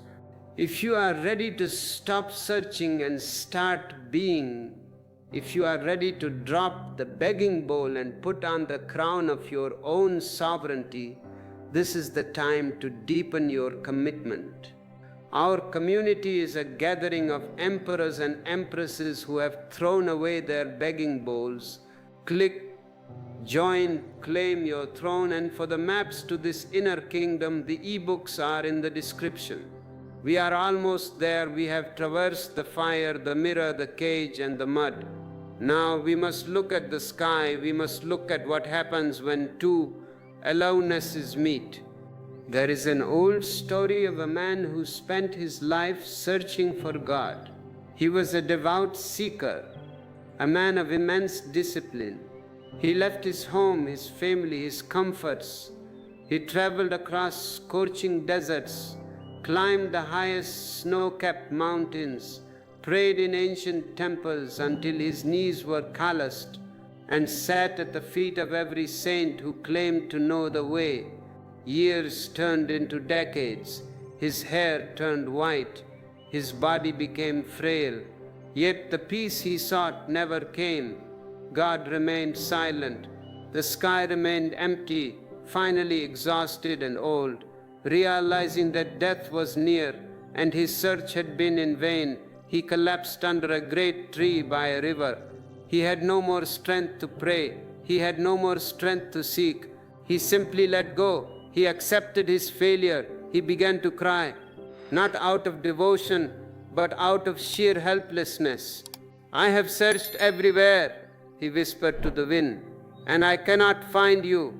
And in that moment of total surrender, when the desire to find was gone, when the effort was gone, when the ego that said I am a seeker had dissolved, from the stillness around him came a whisper. But I have been here all along, the voice said, inside the one who searches.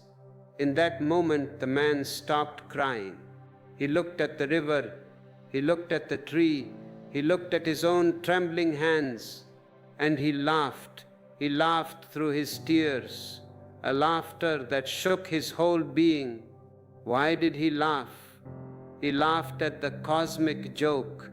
He laughed at the absurdity of it all.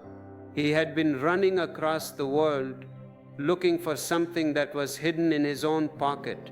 He was the fish swimming frantically looking for the ocean. He was the bird flying across the sky looking for the air. That laughter was enlightenment. That laughter was love recognizing itself. You are that man. You are that woman.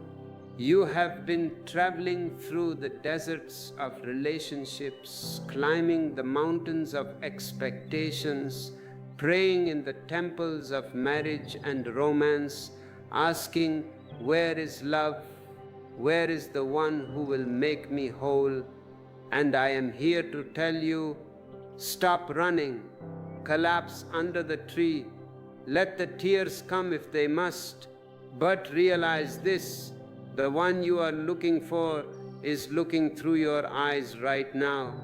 When you become love itself, there is no more clinging, no more fear, no more need to define what you are.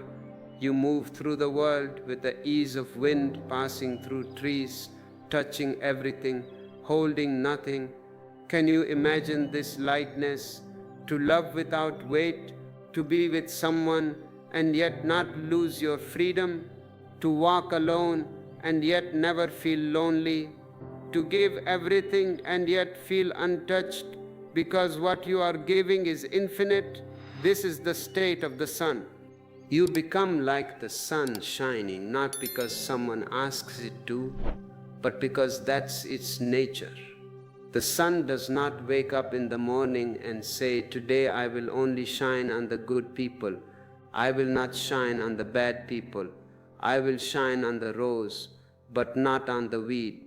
No, the sun simply gives. It pours its light onto everything. If you stand in the light, you receive it. If you hide in a cave, you miss it. But the sun is not responsible for your cave. The flower does not bloom for applause. It does not wait for a passerby to say, "Oh, how beautiful you are." It simply blooms. Its joy is in the blooming, not in the appreciation. Its fragrance is its prayer. And in the same way, when you realize your nature as love, your very presence becomes a blessing to everyone around you, even to those who do not understand you, even to the one who left you, perhaps especially to them, because your non-demanding presence, your sun-like nature, will confuse them, then disarm them, then transform them. They are used to people who are like vacuum cleaners, sucking energy. When they meet a sun, they are shocked. This person wants nothing from me. This person is just giving. This is what I mean when I say, in realizing love, you realize God, but don't think of God as a person sitting somewhere in the clouds. That is a childish idea. That is a toy for the mind. Think of God as the essence that breathes in everything, the life force, the Tao, the Dharma. When your love expands without condition, you begin to feel that essence everywhere, in the cry of a child, in the sound of rain, in the eyes of a stranger, in the silence between words. You feel a deep connectedness with all that exists. You are no longer an island, you are the ocean. And when you are the ocean, you stop asking who loves me and start asking how can I live as love itself. That shift is liberation. That is awakening. If you are feeling the rays of this sun warming your own heart, if you are ready to stop being a vacuum cleaner and start being a sun, express it. Click the like button as an act of shining. And if you wish to help us keep this sun shining for others, your support through Super Thanks is a beautiful way to participate in this energy exchange. Now, let us look at what happens when two suns meet, or at least two people who are on the path to becoming suns. A new kind of relationship becomes possible, not the old kind. The old kind was a business deal. I scratch your back, you scratch mine. I promise to be faithful if you promise to provide security.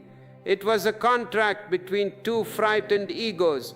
It was a relationship between two beggars asking for emotional crumbs. Picture two beggars sitting on the street. Each has a begging bowl. One beggar turns to the other and says, "Please give me some coins." And the other beggar says, "But I was about to ask you for coins. I have nothing." And they both get angry.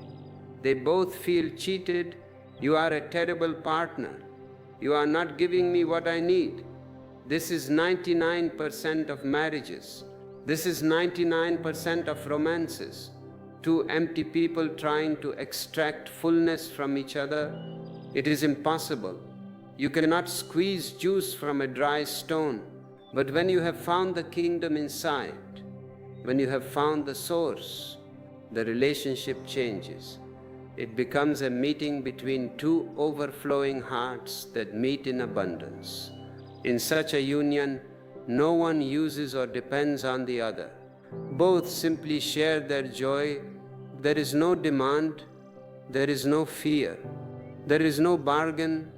I love you not because I need you to survive, but because your presence resonates with my joy. This is a very different vibration. It is high, it is light, it is playful, it is a dance. Two whole beings moving in rhythm, but free to move apart when the music changes. Have you ever watched dancers?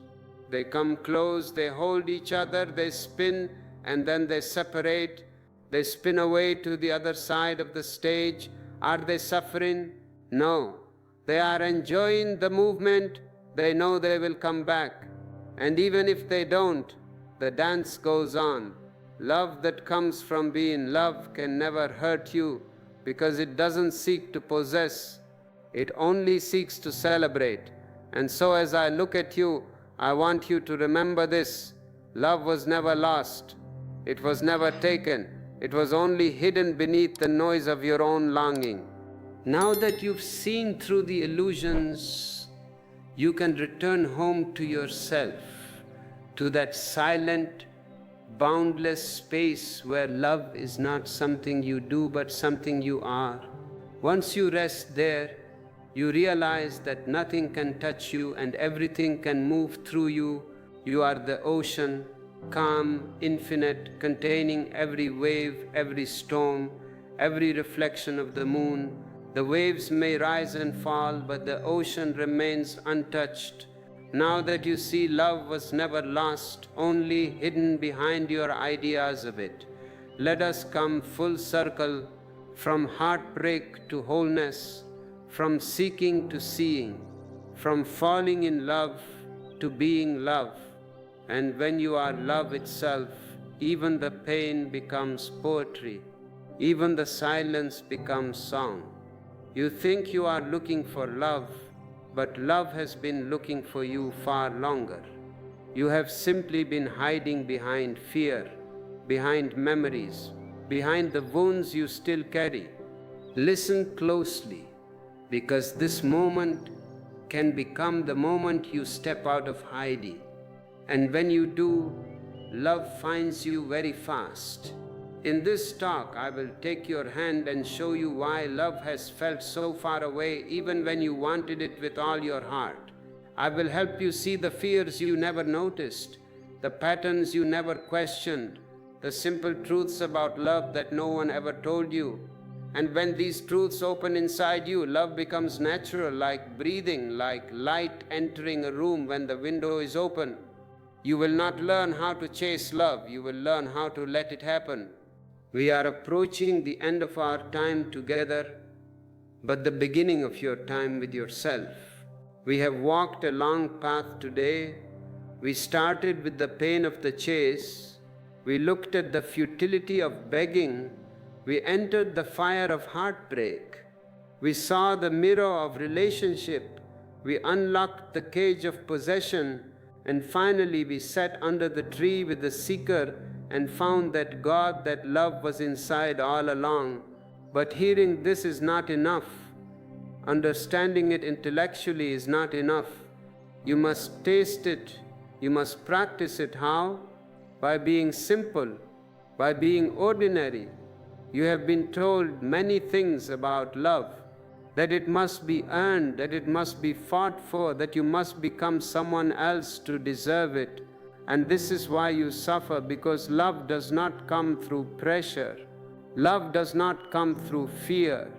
Love comes when you are relaxed, open, simple, and true.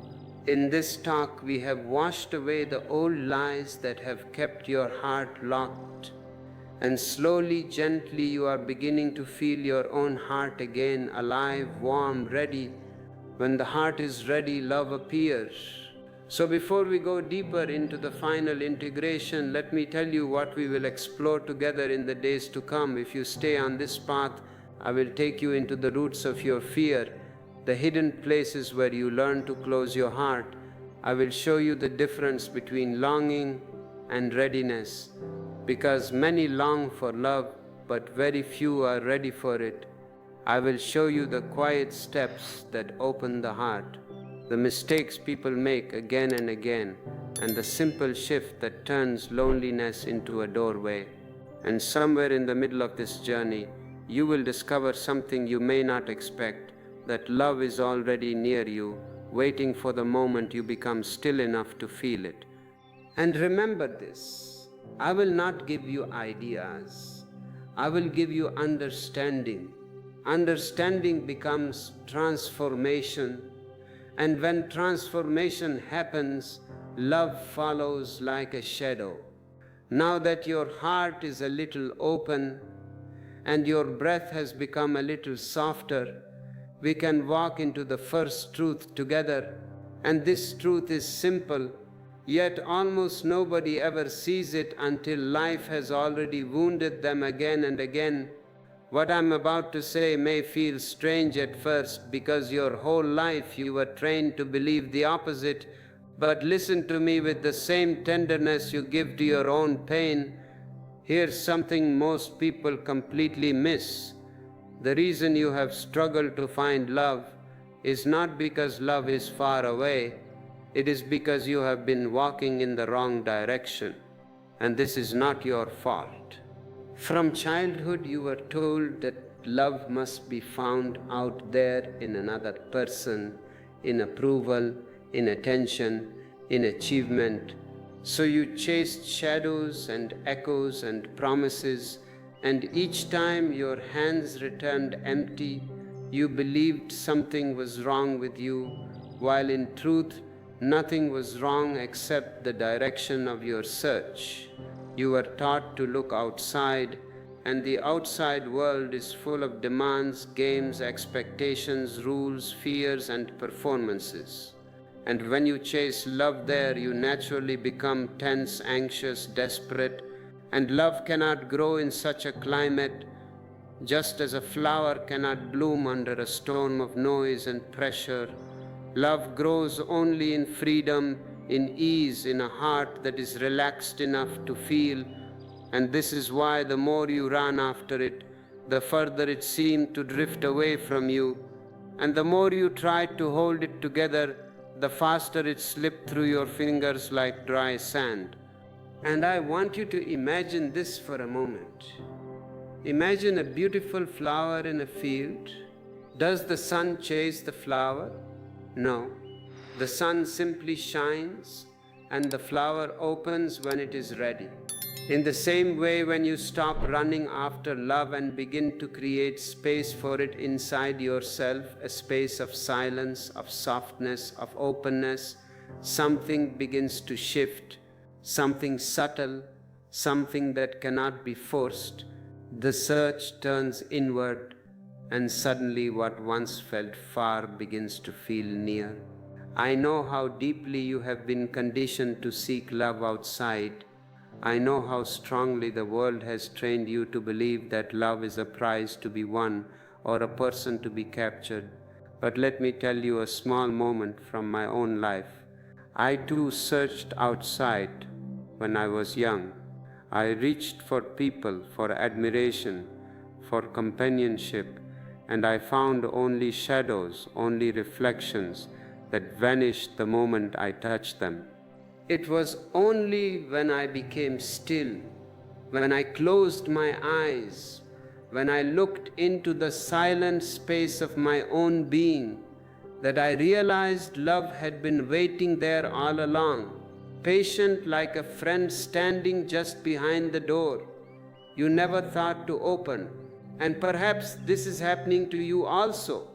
Perhaps you have been knocking on doors that never belonged to you, while the real doorway has been quietly glowing inside your own chest.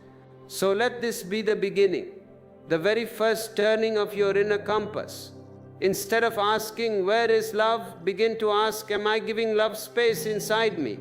Instead of saying, "Why is nobody choosing me?" begin to wonder, "Am I allowing myself to be open?" And instead of chasing after someone's attention, try becoming still enough to feel your own presence. When you shift the direction of your search even slightly, a new kind of sensitivity arises, a new kind of awareness that is not hungry, not begging, not bargaining, but simply present like the sky holding the sun. And once you stop looking outside in desperation, you begin to notice something deeper, a whisper from within, a quiet knowing that love is not something to be found, it is something to be uncovered. There is another truth we must walk into together, and this one may touch a very tender place inside you, because it reveals something most people spend their whole lives avoiding, something they feel but never name, something that quietly rules their relationships, their choices, their hopes, and their heartbreaks. What I am about to share might sound almost unbelievable at first, yet once you see it, once you feel the weight of it in your own chest, you will recognize it as something you have carried for years. The truth is this: you fear the very thing you long for. You say you want love, you pray for love, you dream of love, and yet in the deepest corners of your heart, you tremble at the thought of being seen, truly seen, without any mask, without any role, without any guard. And this trembling creates invisible walls, walls so old and so familiar that you don't even realize they are there. You have been hurt before, and pain teaches strange lessons. A child who is burned by fire will hesitate even before the warmth of a safe flame, because the memory of pain lingers longer than the touch of joy. And the same has happened in your heart. Somewhere in your past, love touched you with both beauty and pain, and the mind, trying to protect you, began to build an armor layer upon layer of caution, suspicion, control, self-protection, until the armor became so thick that even the softest touch could not reach you anymore. Yet the heart inside that armor is still longing, still hungry, still waiting for someone to melt those walls with their presence, without realizing that no one can melt them if you keep them reinforced from within. And this is the tragedy of fear. It protects you from pain, but it also protects you from joy, from closeness, from the very intimacy your whole being cries for in the middle of the night. I want you to feel how this fear shows up in your life. It appears when you push someone away the moment you feel too close. It appears when you doubt a kind gesture, suspecting there must be something hidden behind it. It appears when someone starts caring for you, and instead of relaxing, you begin to tense, to wait for something to go wrong, as if joy cannot last, as if love cannot be trusted.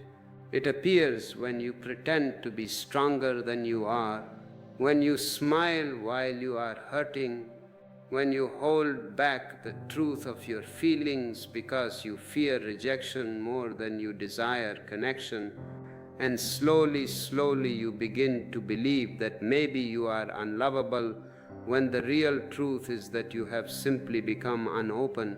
Let me tell you in my way what I have seen again and again in thousands of hearts. You have armored your heart. The armor protects, but it also prevents touch. The armor gives you safety, but it also takes away warmth. The armor promises security, but it steals intimacy. And as long as this armor remains, love struggles to enter, because love is not a warrior. Love does not break down doors. Love does not climb walls. Love is gentle. Love is patient. Love waits for permission. Love waits for space. Love waits for you to say, I am open, even if you are trembling while saying it. And something beautiful happens. The moment you see your fear clearly, without judgment, without shame, without trying to run from it, the moment you acknowledge, yes, I am afraid, a quiet readiness begins to rise. Fear that is seen becomes softer. Fear that is understood begins to melt. Fear that is allowed begins to transform. And in this transformation, a new kind of strength appears. The strength to be vulnerable, the courage to be touched, the willingness to allow someone into the inner garden of your being. So let us walk gently here, because this is the turning point. When fear becomes clear, something else begins to rise. A quiet readiness, a longing not born from desperation but from truth, a longing that says, I am scared but I am willing.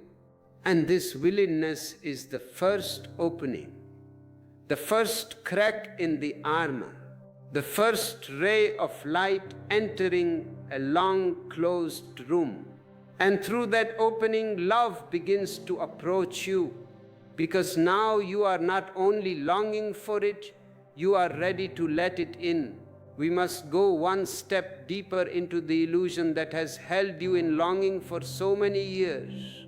The illusion that love will arrive from the outside as a kind of miracle that will heal every wound, fill every emptiness, answer every question, and make your life whole again. This illusion is perhaps the oldest story humanity has carried, whispered into our ears by parents, by poets, by films, by songs, by culture itself. And we have believed it so completely that we never pause to ask whether it has ever been true for anyone. And what I am about to share may loosen something inside you, because it reveals the misunderstanding at the root of so much suffering. You have been waiting for someone to complete you.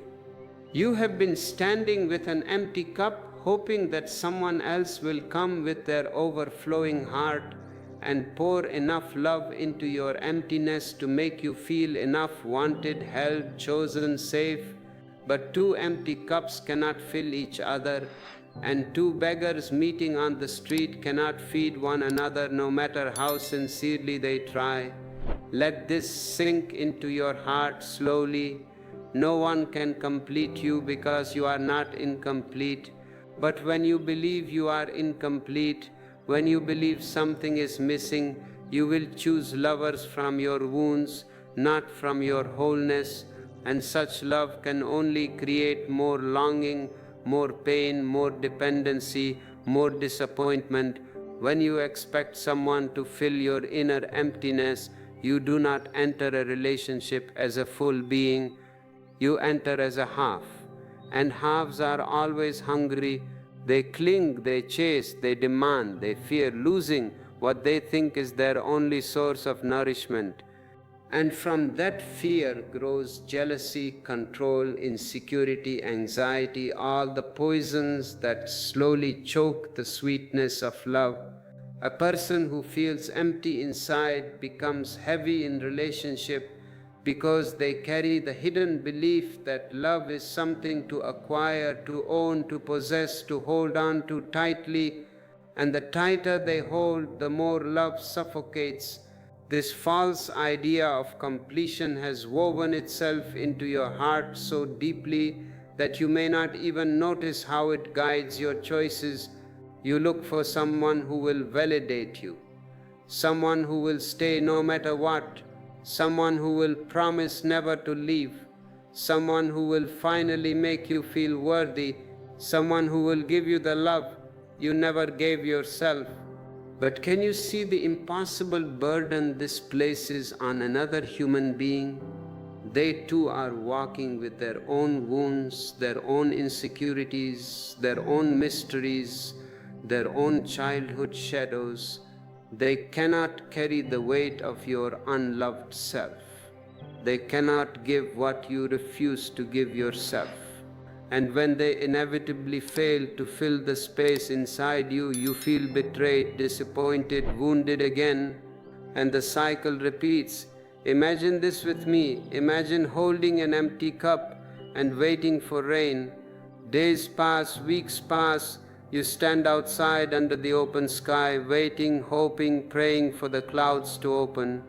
But the sky is unpredictable, and the rain does not come when you want it, and so your cup remains empty, and with every passing day your thirst grows deeper. This is how most people wait for love outside, in the realm of chance, in the realm of conditions, in the realm of someone else's choices. But what if the real source of water was not the sky but a well inside you? What if you were carrying the very fountain you keep searching for in the world? Then love would no longer be something you wait for. It would become something you bring, something you share, something that overflows from your fullness, not something you beg for from others. And suddenly the whole landscape of your relationships would change, because instead of asking who will complete me, you begin to ask, who can I share my fullness with? And this is the shift I wish for you.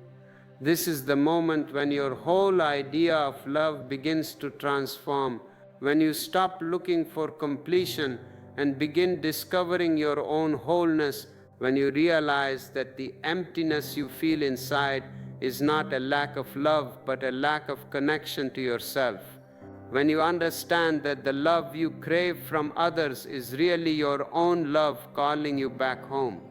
And when you begin to fill your own cup with silence, with understanding, with awareness, with acceptance, with compassion, you no longer enter relationships as a beggar. You enter as a giver. You no longer cling in fear.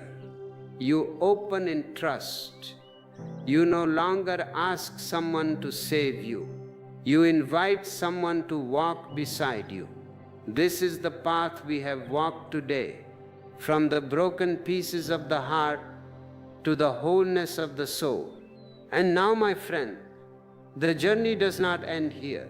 It begins. The understanding is the seed. Your life is the soil. If you are ready to water this seed, to tend to this garden, and to watch the flowers of true love bloom, make a commitment to yourself. Not to me, but to yourself. Subscribe to this channel as a daily reminder to water your garden. Click the join button to enter the greenhouse where we nurture these truths together. And if you need the tools, the specific methods to dig the well deep inside you, our ebooks are the shovels. Use them. Go now. Be the sun. Be the ocean. Be the love you have been seeking. And watch how the world regrets losing the beggar only to fall in love with the emperor